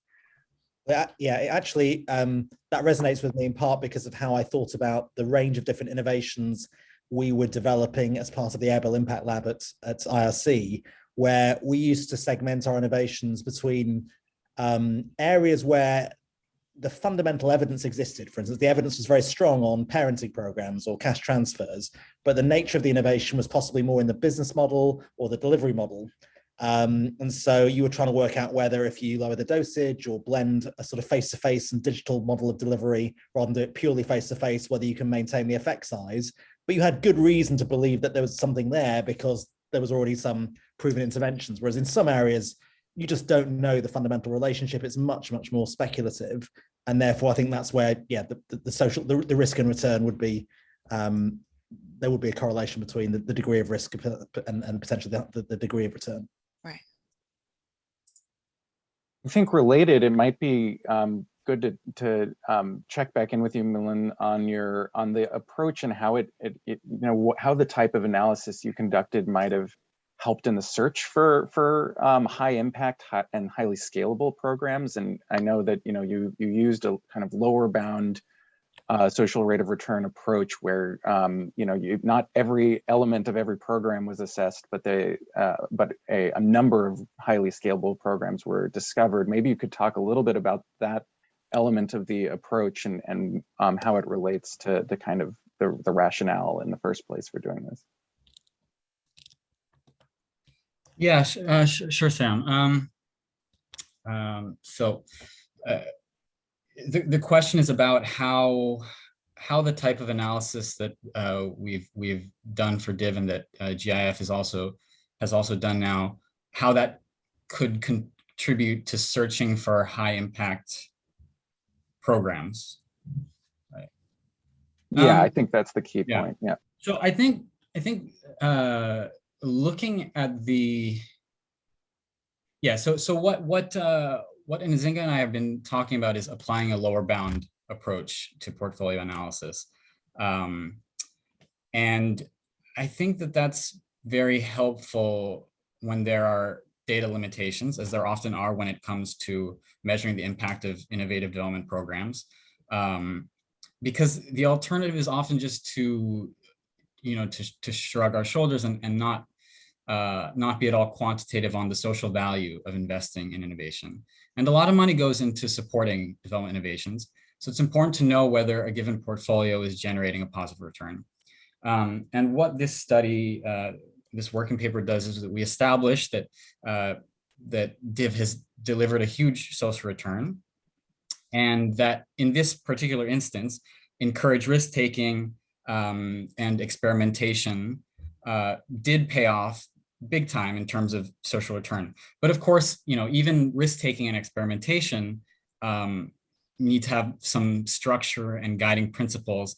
And in the paper, in addition to measuring the social return on this portfolio, we try to go a little bit further and understand the predictive factors for innovation scale 10 years out, with an understanding that scale is by and large a precondition for achieving a big social impact.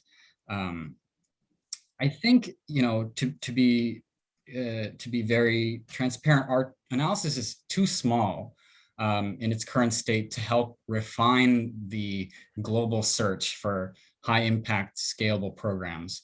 But we're expanding it every year as new batches of DIV innovations mature.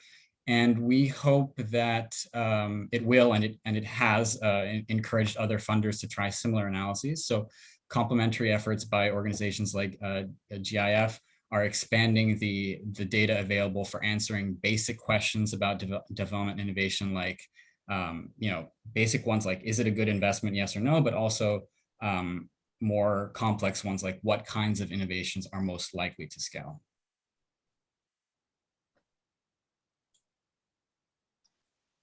Great. Yeah, I think that's helpful, and I'd love to hear from the rest of you also just on the overall strategy. I know the title of your paper, Milind, is development of innovation or a good investment.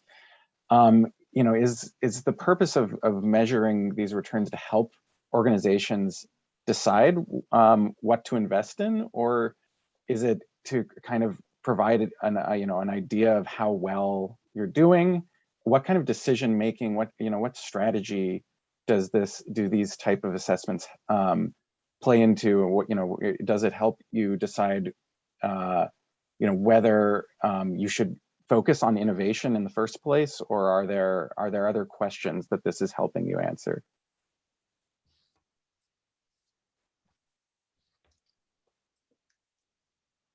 Go ahead, Ravi. It looks like you have some thoughts you want to spit out. I feel like one obvious question it's trying to answer is the sort of the value of innovation versus spending on other things. Yeah. And it seems particularly unfair and unhelpful to do project level assessments. It makes sense to look at the overall portfolio given the risk. So as a sort of basic way of justifying the existence of innovation funds, I think this is definitely fantastic. And I love the pragmatism of Milind's paper. I thought you could actually do that, and all the normal concerns that one might have about why this is difficult, I think you got over, which is great. As a sort of ongoing decision-making tool to understand whether you've weighted the portfolio correctly, that's where I was less sure about how informative this could be. And this could be, and this sort of relates to the point about the correlation between social return and social risk, because say you've got some really fantastic things that are giving you a return, and then you've got your sort of duds or your unknowns. In the kind of financial metaphor, you're thinking, well, you have to do a bunch of those because at some point one of them will produce the big unicorn. Whereas in some ways, I can imagine in this basket of innovations, you could have a much better portfolio level impact if you just took more of the semi-proven, less speculative stuff. So to go back to what I was saying before, if we did more of the things where there was underlying evidence base and we're doing more delivery model, business model innovation rather than more risky things. So I'm less clear about how this helps in terms of decision making for the right balance within your portfolio. Yeah. Okay. Yeah, I just want to say that I completely agree with that, Ravi. So, I think Sam, the way you framed this was, should portfolios have an innovation mandate in their strategy, and I think that the paper is not saying anything like that at all necessarily. I mean, there are plenty of financing gaps for development projects that do not require an innovative solution at all. So at ADB, we invest in hundreds of projects a year that are not innovative in that the approach is tested and understood and known. Road projects, energy projects, these are engineering problems, right? But there are many development problems for which we're still looking for a proven solution. How to improve social sector outcomes, how to improve health services in rural areas. And those are where innovation can be most helpful. We didn't write the paper to set innovation against other potential uses of development funding at all. We just wrote it to say that investing in innovation pays for itself many times over in this particular case. So it wasn't meant to be prescriptive, just show one way that rigor of portfolio level assessment can be boosted just by doing a little bit of legwork. And I think that's what Ravi was commenting on at the beginning as well.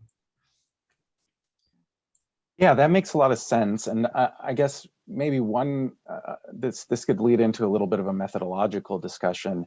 I'm curious as to what you discovered about how easy this is. Like, were you able to, it seems like you were able to execute an approach that got you some really interesting information, but there was a lot of missing data on certain programs. I'd like to hear a little bit about, the cost side of the equation. How difficult was it to collect data on the cost of programs across a portfolio? Did it have to be done at kind of an aggregate level, and would there have been benefits to doing it at a more disaggregated level? But also any other insights into kind of other methodological challenges of missing data would be interesting to hear about. Sure, I'm happy to comment on that, but I think it would be great to hear from Nzinga about this, because I don't know if we gave this background at the beginning, but Nzinga and I, we took very collaborative approach and have shared a lot of thoughts about our approaches to our respective papers. So a lot of the experiences that she went through in her analysis will be the same as mine. So this is a great one for her to answer as well. Cool. So he kicked it to me, and I think the benefit that GIF had was that we kind of learned from all of their challenges, and so when we got stuck, we could just go to Millen and ask, how did you handle this? And so they might have spent weeks, months with challenging approaches where we were able to reach out to them and after a day be able to figure it out. But I think so the cost thing, and Sam, you and Liz and we had this conversation a few weeks ago.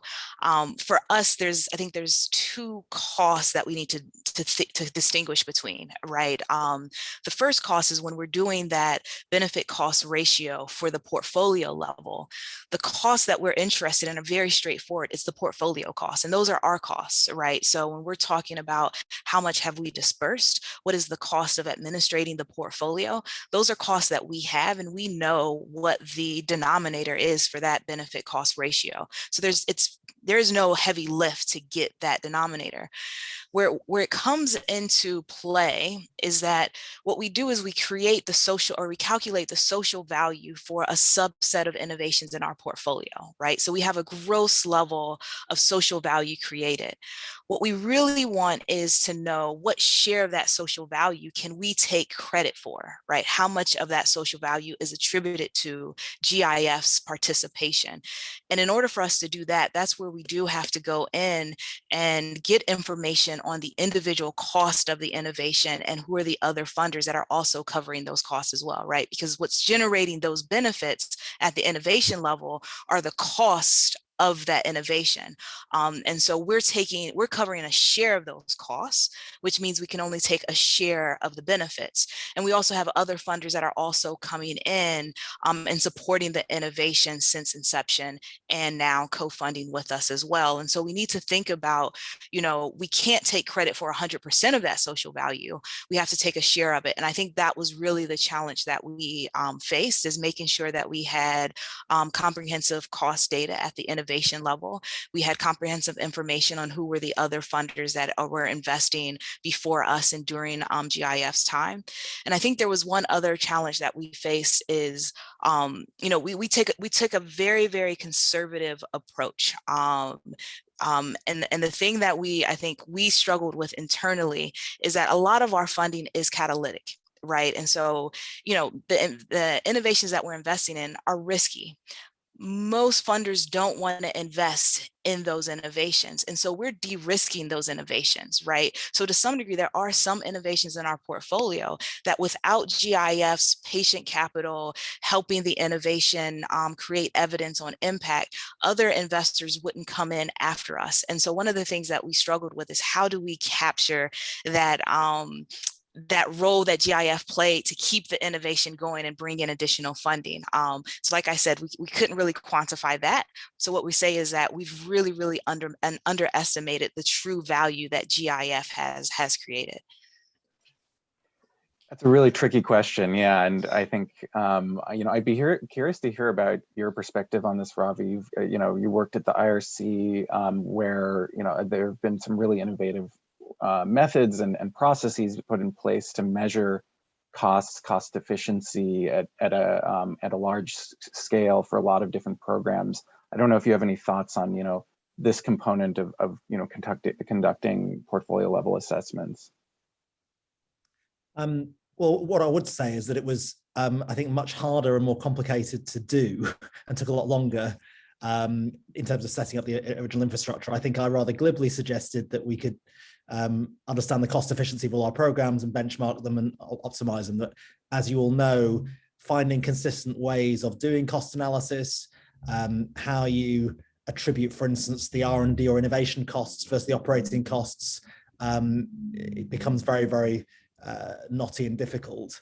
But I think that the team that have now put in place a sort of tool that can enable that to happen, not just within IRC and others, hopefully can enable more consistent and comparable data, which is the first sort of precondition for getting any kind of decent comparative analysis. Yeah, that's really helpful. And yeah, I mean, it's pivoting a little bit. I'd also be curious. I know we mentioned this earlier, and maybe you can speak to this, Ravi, because you were kind of interested in this. And what I think the question of de-risking the portfolio kind of makes me interested again in how these sorts of methods compare with what's happening in the private sector, what the methods involved in looking at financial returns versus social rate of return, or creating a lower level of risk for a wide range of actors, including private sector investors. Maybe Ravi, could you start us off with this question on any thoughts between the trade-offs between these kind of two arenas or two methodological arenas? Yeah, so perhaps I can speak to what we're doing, not in a development context, it's in a UK context. Nesta is investing in early stage ventures that are designed to focus on social impact in education and health and sustainability. And the first thing I would say is that we went through quite a lot of agonizing about the extent to which we would target a very commercial rate of return in our investments.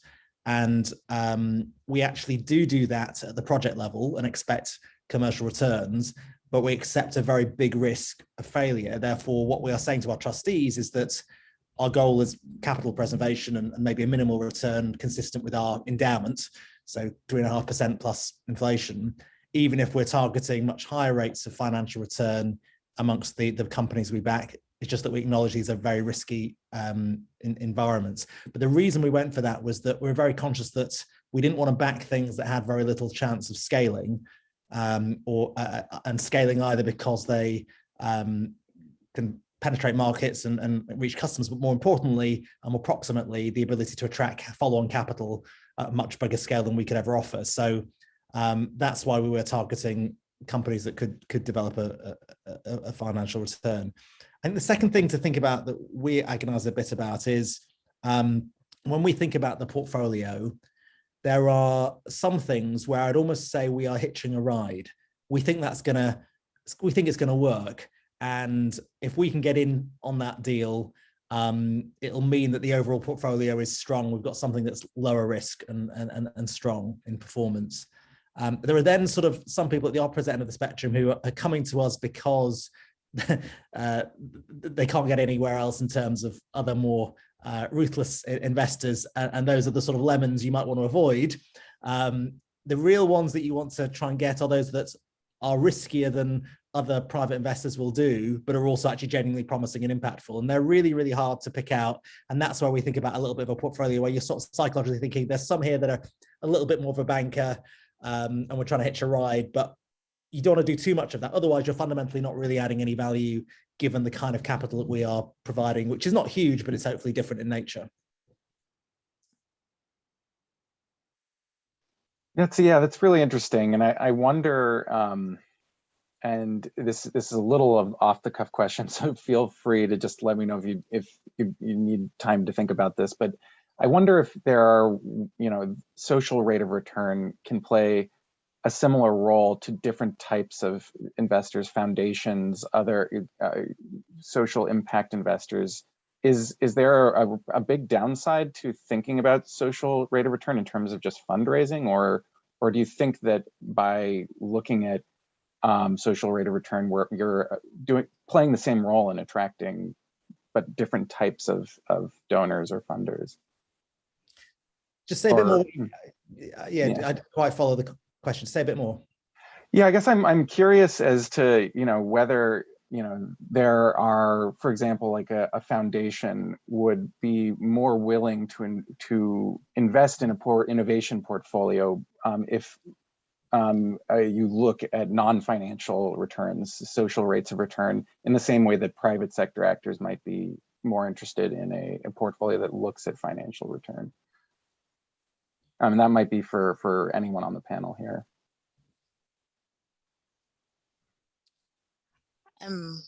I can try. I'm not sure I'll actually be answering the question. It kind of sounds like, is there a downside of calculating a social rate of return? And I guess for me, it's difficult to see a downside. One of the things that we thought about at GIF is that we also want our stakeholders to, particularly our funders, to understand the impact that their dollars are creating, right? And so I think, whether it's calculating a social rate of return, whether it's calculating a benefit cost ratio or some other impact indicator per dollar, ultimately what you're able to take to those funders is say, for every dollar that you've given us, this is the impact that we've created, right? And is that impact more than the dollar invested, or relative to another investment? Are you getting more value for your dollar, right? So for me, I see the benefits of being able to talk about the value that our dollars are creating, particularly in a situation where financial resources are scarce. And so we want to target those financial resources to the development programs, projects that have the potential to be impactful and scale and benefit millions of folks. So I'm not sure if I answered the question, but I think that's of how I think about. Yeah, I think that's kind of what, I just wanted to get a sense of what the different types of stakeholders are that would be interested in these different types of metrics. And I think that helps.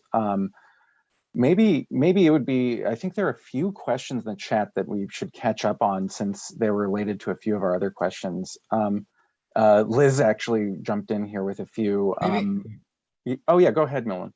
No, before, I'm glad that there are questions, but maybe before we get into them, I was wondering if we could return to your previous question about measuring cost, because this is cost over, right? So I just want to get back to that. The more we can talk about that question, the happier I'll be, Milan. Yeah, please do jump back. I didn't want to move away from it quite yet. The other panelists said some great things, and I just wanted to add a little bit from the economic research perspective. So I think on measuring the costs, what is so challenging about it when it comes to doing the type of analysis that DIV and GIF have done?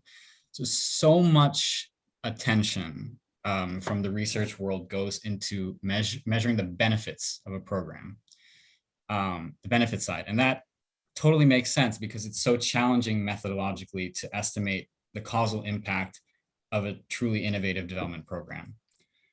But if you look at the case of this lower bound portfolio analysis we did,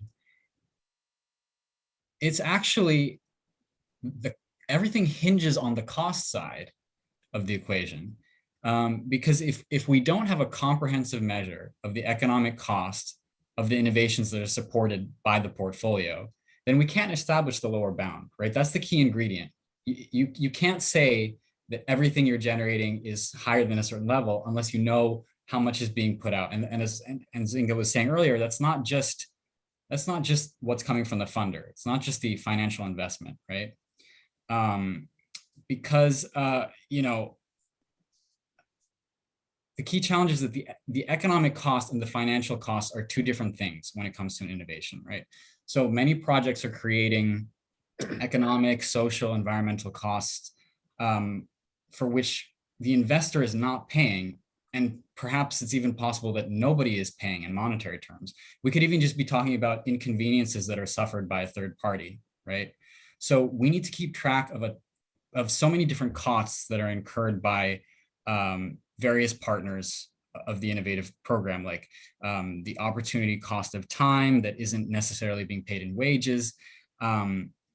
Many times, you know, we observe that the innovations that we're analyzing are really on the fly operations.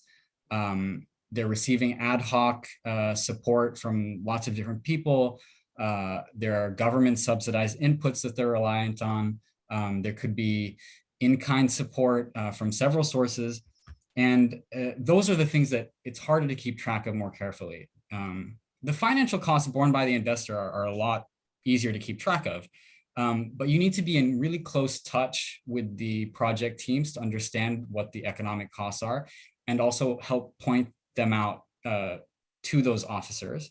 So I would just say that it's not like there's some you know, formula we can follow or a set of protocols we can put in place. It really just takes time and communication and a deep understanding of what exactly innovative programs are doing to deliver their goods and services. And that was what really took a lot of time in this paper. It wasn't the calculations. The calculations are just accounting. The real work goes into collecting information from the people who are actually delivering these things.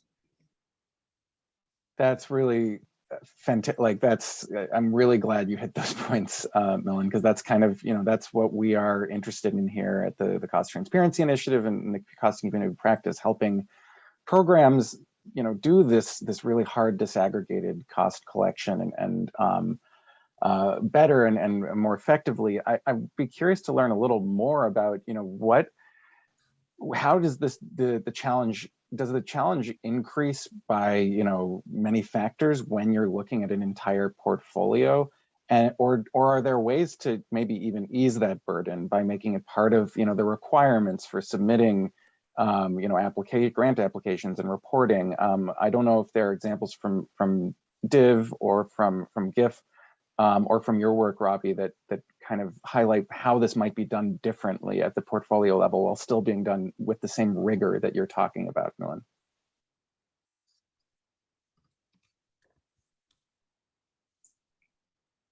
Yeah, maybe I'll just, I've talked a lot already, but I'll just answer that. It's a fairly easy one. So you're asking, how do we make this tractable, basically? Yeah.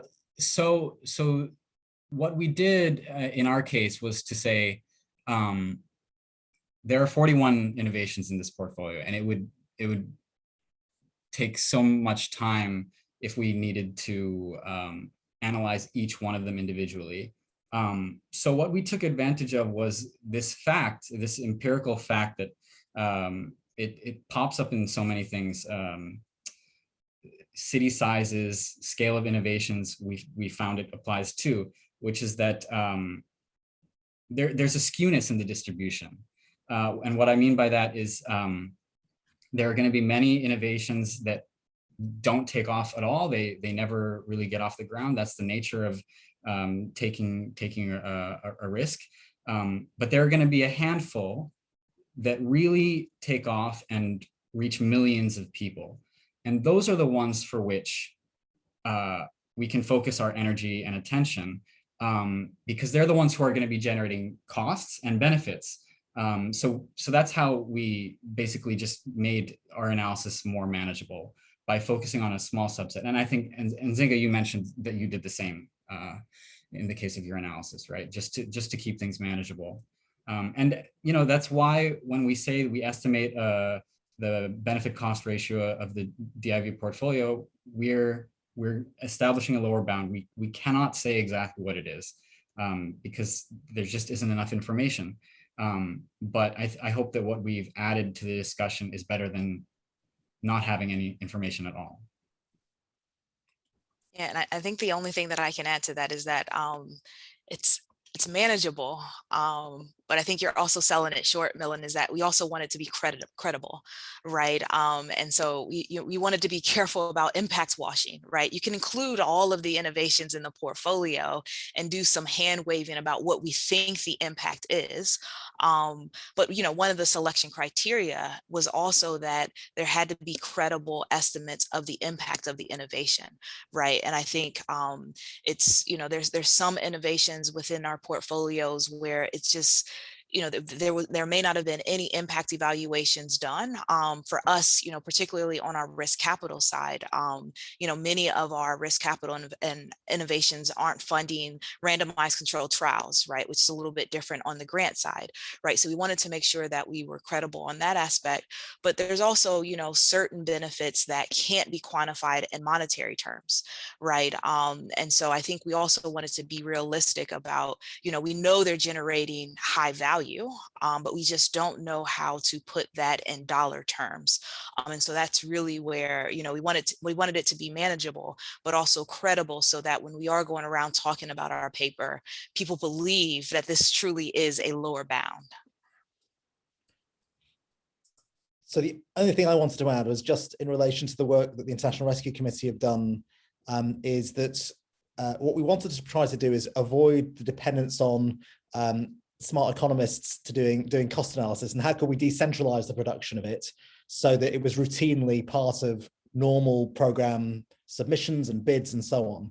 So Caitlin Tulloch and her team created something called the SCAN tool, which I think is a really effective way of trying to automate and simplify the way in which data, say, from your existing finance system can then be imported into a tool that produces cost efficiency analyses. And obviously, I think that's a way of getting a much richer and larger data set on particular programs so that you can get better comparability.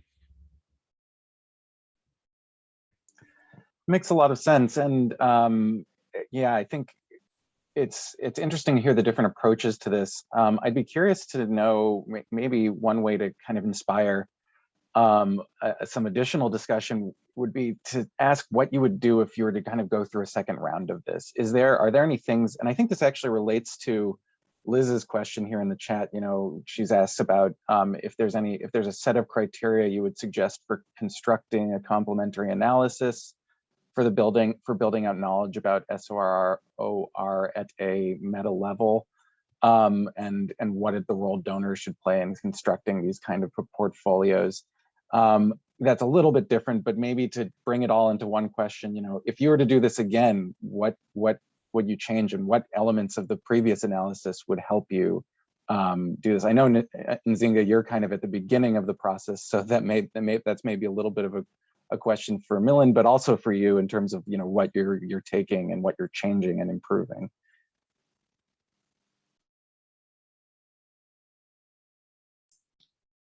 Nzinga, did you want to go first, or shall I go first? I'll let you go first, and then I'll feed off of you. Oh, yeah. Okay. Well, okay. I have an answer to this, and it's going to sound a little bit like a cop-out, but I promise that I think there's some substance here. So it's actually very much related to what Ravi just said about what they're doing at IRC. So I think if we're talking about putting systems in place on the cost side, and you're asking me about what my ideal world would look like, the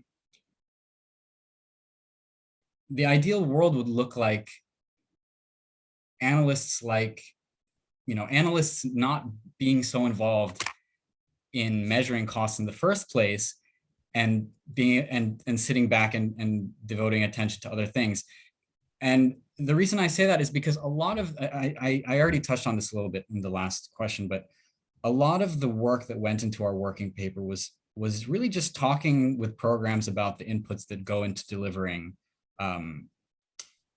their innovation, and just exchanging ideas with them on how to measure the costs. And oftentimes the right answer would come from them on how to think about the economic costs, not just the financial costs that are being generated by their program. And then they would have their own ideas about how to keep track of them.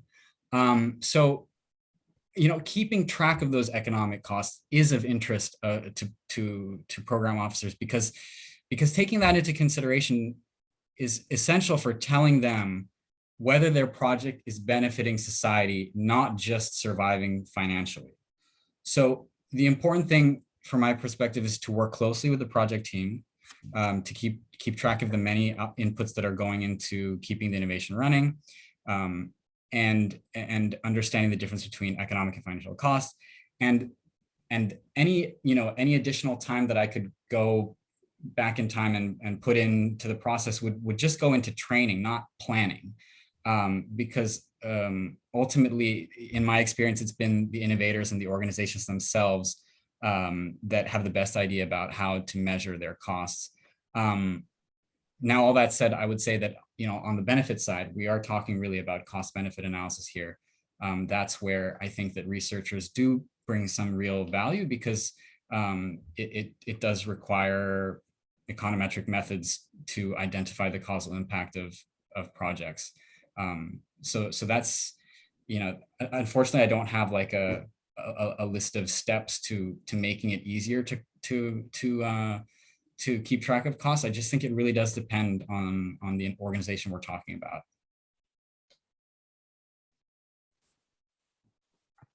Do you think?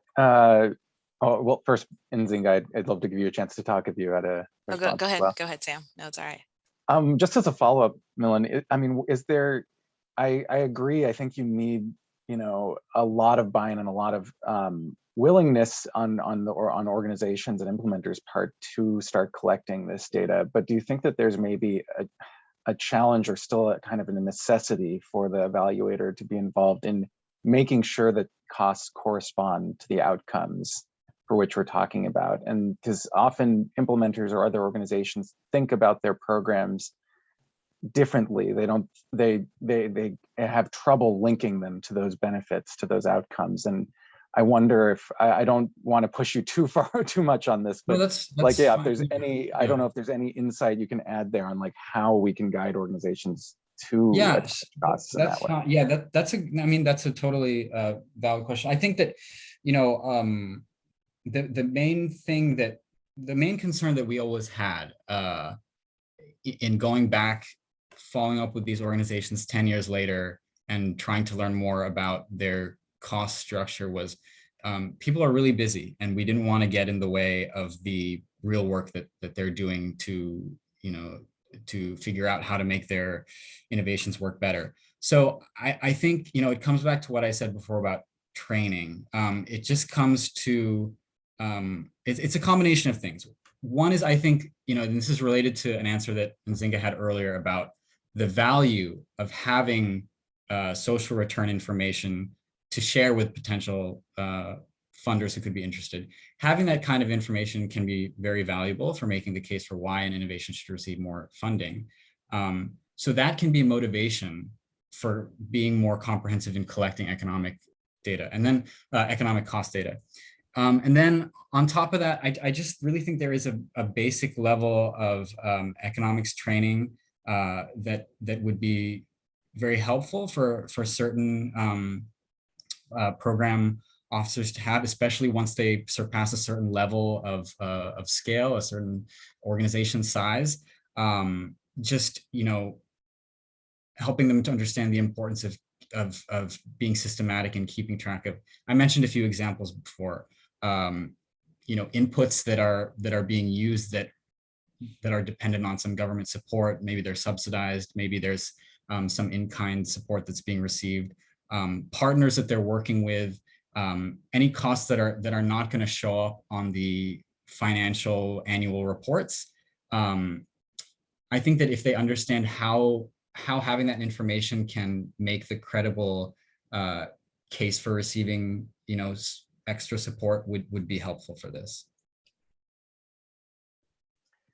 Makes a lot of sense. And yeah, and I think there have been a lot. We try. I think Ravi, the approach you took at our IRC is a really successful case example of a systematic approach to kind of getting organizations to link cost data in a systematic way to the outputs that they're producing. I'm wondering if there are other examples from maybe in how you're thinking about collecting costs in Zynga with at GIF, if there's anything you're working into the initial requirements for grantees and that helps it with this process, or that helps collect the kind of data you need for this assessment that you're doing. Yeah, I mean, I think we're kind of in the midst of those conversations now, right? I think we found it as an organization a very valuable exercise to conduct. And now we want to make sure that, going forward, how can we continue doing this exercise and not have to spend as much time as Mellon described, engaging with the grantees and investees to get the necessary information. So all I can say is that those conversations are being had right now. We actually don't have a full approach yet. Actually, I have a question for you, Mellon. And I'm hoping that this doesn't open up a broader conversations that becomes too technical in terms of the approach that they actually conducted. But your paper focused on the returns to innovation costs. And so part of your heavy involvement with the grantees was to be able to separate out different categories of costs, which is an extra layer. And so I guess to some degree, what I'm asking is, if you're just thinking about a typical organization, right, that's making these investments and has a portfolio of investments, that distinction between innovation costs and other costs are not that necessary.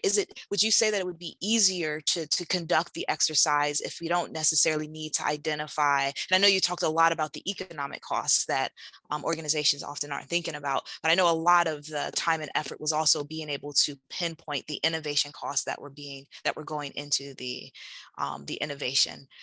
Do you think that was driving some of the heavy lift that went into your work? Yeah, definitely. And actually, you raising this distinction is a very important point on, actually the work that would be required for if an innovation itself were interested in measuring its own social return. That's a different exercise from what we did, which is the return on investments made by USAID's DIV. So in some senses, it is simpler from the innovation perspective because they don't need to worry about that distinction you're referring to. So what Nzinga is talking about is because we were measuring the return on investments in innovation, we had to analyze the costs of each individual innovation and separate them into operating costs versus more, we call them innovation costs, but what that really means is R&D, expenditures that were related to developing the model. And as you can imagine, the distinction between those two, especially for early stage innovations, is extremely murky and just, required making a lot of judgment calls. And we're very transparent about that in the paper. But that's something that from the innovation perspective, if they're interested in evaluating their own social rate of return, that's not a worry. And I think that makes all of this much more manageable. So thank you for raising that point. No, that's really helpful. And I guess I think we should probably get to a few of the questions in the chat before we wrap up. Let's see, there is one question that might tie in a little bit with what we're already talking about from Liz for Nzinga on how you went about actually identifying contributions from other funders. I don't know if you've started doing this already, or if you're still kind of working out the methods. Yeah, I mean, so it was really just about who else was funding the innovation, and how much did they receive, right? And so that was, we reached out to some of the information was already there, right? So when we're considering an investment in the company, as we're doing our due diligence, we get some of that information. So we had some of that information, but for some of our other investments, we had to engage with the investee, and they were willing to share with us some of those details that allowed us to be able to get at GIF's contribution to the benefits. Gotcha, that's helpful. And another question from Laura, could we learn anything from the farm industry on how to cost and value catalytic investments? I think this also sort of relates to this question about like innovation costs versus operating costs. Is there, I don't know if anyone here is aware of any any lessons learned potentially from that sector. If not, we can always move on. But I see some scrunchy faces. I would doubt, given that is massively capital intensive, the proportion of R&D costs would be huge. Whereas I think the difficulty that Milan mentioned is the murkiness and difficulty in separating operating costs from R&D costs. Yeah, that makes sense. It's the challenge, especially at that scale. Yeah, I'm not sure. Liz also asked, how does your research on the portfolio feed back into the selection criteria for the portfolio in the future? And what are questions you can and cannot answer given the data? I think I've already touched on this, but I'd be curious, if there are any other thoughts about this, how the actual, what this feedback loop actually might look like.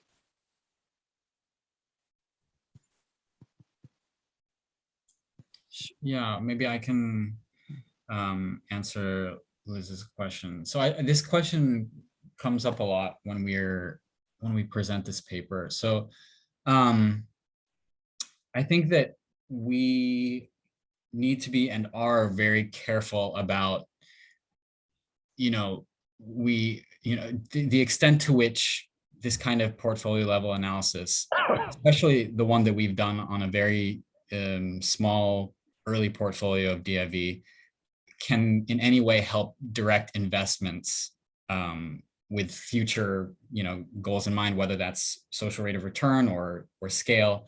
And the reason for that is that by definition, innovations are trying new approaches. So we can't rely on history alone to tell us whether an innovation is likely to take off or not, or likely to have a high rate of return or not. Having said all that, we do identify some general patterns in the data that suggest what kinds of innovations are likely to scale. And I mentioned those previously at the beginning when I was talking about the which innovations scale aspect of the paper. Actually, maybe I should bring this up since this is, again, a panel about cost. So one of the notable and unsurprising things we found in the analysis is that cost itself is very predictive of scale. I mean, you would expect that, right? Because cheap, low unit cost innovations, they're easy to produce, they're easy to hand out, they're likely to scale. You can especially see that when we're looking at innovations that are using digital platforms. It's very easy to reach mobile devices these days. But of course, cheapness could go counter to impact in some cases. So this isn't to say that we should be targeting cheap innovations. Another thing that we found was that innovations operating in countries with population greater than 100 million were more likely to scale than those that were in smaller countries. But again, that shouldn't guide anyone's investment philosophy, right? So this kind of correlational analysis that we did in the second half of the paper for innovation portfolios, it's still very early on.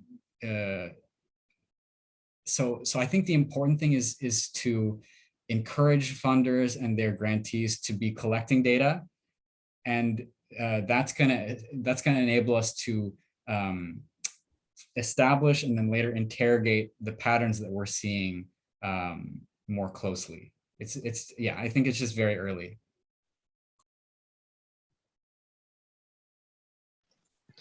I mean, just building on that, I mean, I think that, you know, if you, with a much bigger data set and the ability to categorize, you could learn a hell of a lot. And if I think about the different ways in which we try to categorize innovations between, say, products, services, delivery systems, or ones that operate within existing financial and political constraints versus those that are almost trying to build the case for breaking those constraints and investing more heavily. Obviously, the latter is much more difficult, more high risk, but is it actually more high return at a portfolio level? Even if many of those things fail, do you get your big policy unicorn, if you like? And that's where I think you might start to either disprove the case for that or potentially make the case that it is worth it. And so, yeah. You know, it makes sense. Yeah, it's to some degree, we're not just talking about, you know, identifying scale within or for specific projects, but the scale of portfolio investments as well, and what kind of learnings and what we can discover based on, you know, how many, you know, different investments we can make, and that's an interesting point, Ravi. Yeah. We have one other question here, which zooms out again. So are we emphasizing economic costs and benefits over financial costs and benefits when determining cost effectiveness of interventions, and why? I think by definition, you know, cost effectiveness does look at economic costs. I don't know if others, though I think we are looking at, you know, there are some distinctions potentially to be made in you know, how we look at these different costs. Does anyone have any thoughts on that question?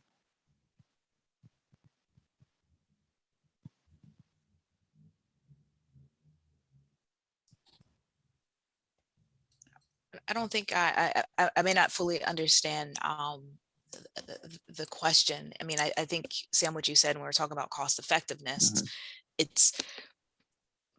guess what's in the numerator is less important, right? Because when I think about cost effectiveness, it's about being able to compare different innovations, right? And so, you know, if we have multiple innovations that are saving lives, we want to know how much does it cost to save a single life, and then you're able to compare those different interventions, right? And so, you know, I may not necessarily monetize the lives that are saved, but I am asking, does it take $500,000 to save one life or $20,000 to save one life? And then, you know, that allows me to know as a funder how to allocate my money to get the biggest bang for my buck, right? I can save a lot more lives with $100,000 in the latter investment than the other. So I think ultimately that's what we're trying to get at, right? It's not just about what is the impact that you're having, but introducing the cost. How costly is it to have that impact? The exercise that we undertook is we did monetize the benefits, right? So, you know, we made sure that we could attach a dollar value to the benefits, but that doesn't have to be the case, you know, in terms of what the actual benefit stream is looking like. So I'm not sure if I fully answered the question, but I hopefully that clarified some of the conversation that we've been having. No, yeah, I think that's helpful. Yeah.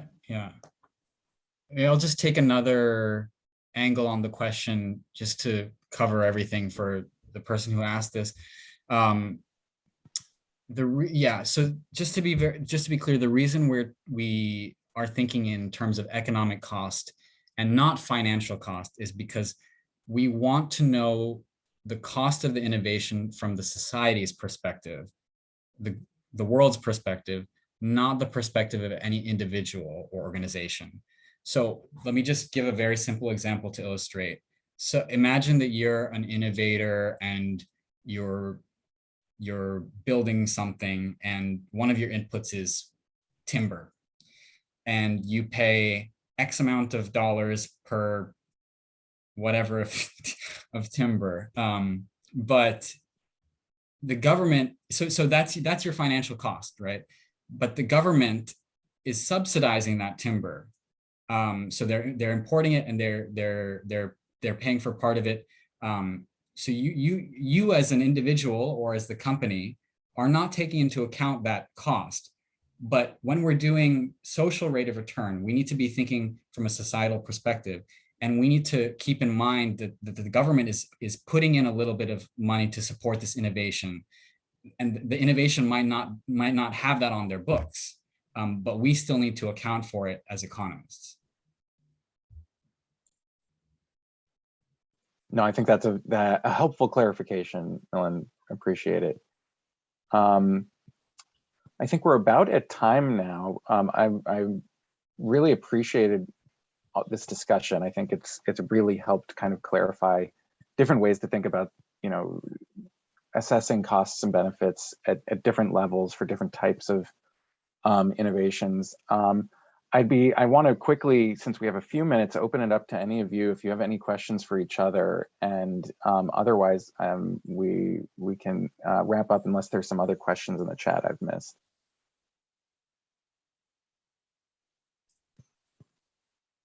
I would be interested in hearing more. It's not really a question, just to hear more about what Ravi was telling us earlier about the automated tech for collecting costs at IRC. Simon,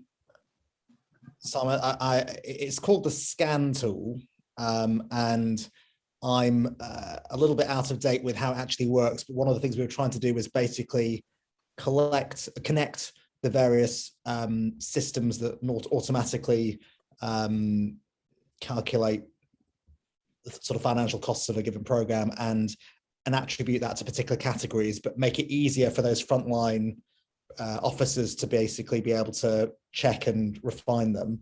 But it was trying to create a very standardized methodology so that people didn't also mispopulate those sort of costs. So it automatically attributes, but then allows you to sort of change.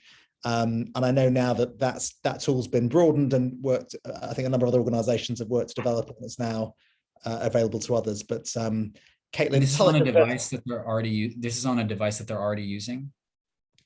So for other purposes. So this was done within our normal, within the IRC's normal kind of ERP type systems that any large organization has. Now, I don't know how sort of easily it is to use. I know several other agencies that have used this tool, so it was trying to become something that could be widely used within humanitarian organizations. But I'm probably doing a very bad and garbled version of it. But Caitlin Tulloch and SCAN tool is probably what you should Google. Okay. Yeah. Cool. Thank Systematic you. Cost Analysis Tool, I think is what it stood for. And there's now a second version.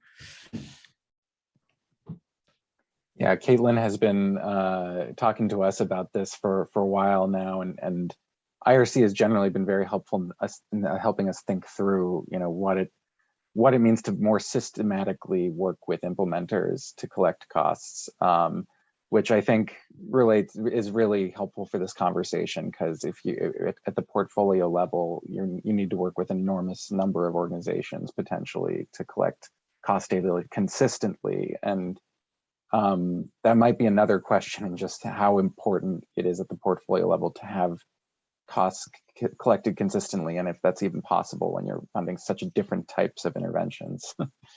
Just one plug, Sam, here is that donors do quite a lot to actually enable this to happen at a much larger level, and it seems strange in a way how they're not demanding of this and don't maybe embrace a single methodology, because it could really transform the kind of analysis we could do. You're preaching to the choir here. Yeah, no, that's something we talk about a lot in our community of practice, and we'd like to. Part of the reason we formed the community of practice is to get a little more consensus around these issues, and to kind of present a united front to donors about, you need to start doing this, and here's kind of how we, as a community of evaluator type organizations, and like IRC and organizations that work more closely on the implementation side, think about this. So it's a very good point, Ravi, and something that we think about a lot. What about at Nesta? What approaches to data and analytics are being tested out there? We're at a sort of inflection point because we're slightly shifting the way we're doing things. And all the organizations we're investing in are private sector organizations, very early stage. So the challenge we've had is actually the ability to do rigorous impact evaluations is hard. To give you one example, we did an impact evaluation of a tutoring firm, a one-to-one tutoring firm, at a quite immature stage. Unsurprisingly, at that stage, it showed limited effects, and the nature of the RCT was really difficult for the organization. It really cramped their innovation, and it's also high risk for them. So what I think we're thinking about is what's the right way in which you can enable the sort of rigor of your evaluation to match the maturity of the project and company. And also, how do we sort of not create perverse incentives for those organizations where, frankly, if you get invested with by us, you've got a sort of potential near-death experience when no other private sector investor and private companies embracing that level of rigor. But part of the reason we're trying to do that is to make impact investing actually embrace impact evaluations rather than impact investing just being basically largely greenwash. That's fantastic. No, that's great to hear. So I think we're at time now, but I just want to thank all of you for a fantastic discussion. I think this has been really helpful. We'll hopefully be able to post this online, and for those still here, we hope to see some of you at our workshop tomorrow. And you can find if you're not registered, you can register at the link I'm about to put in the chat. And yeah, thank you all again. This was fantastic. Thank you, Sam. Yes, thank you. Sam. Thank you.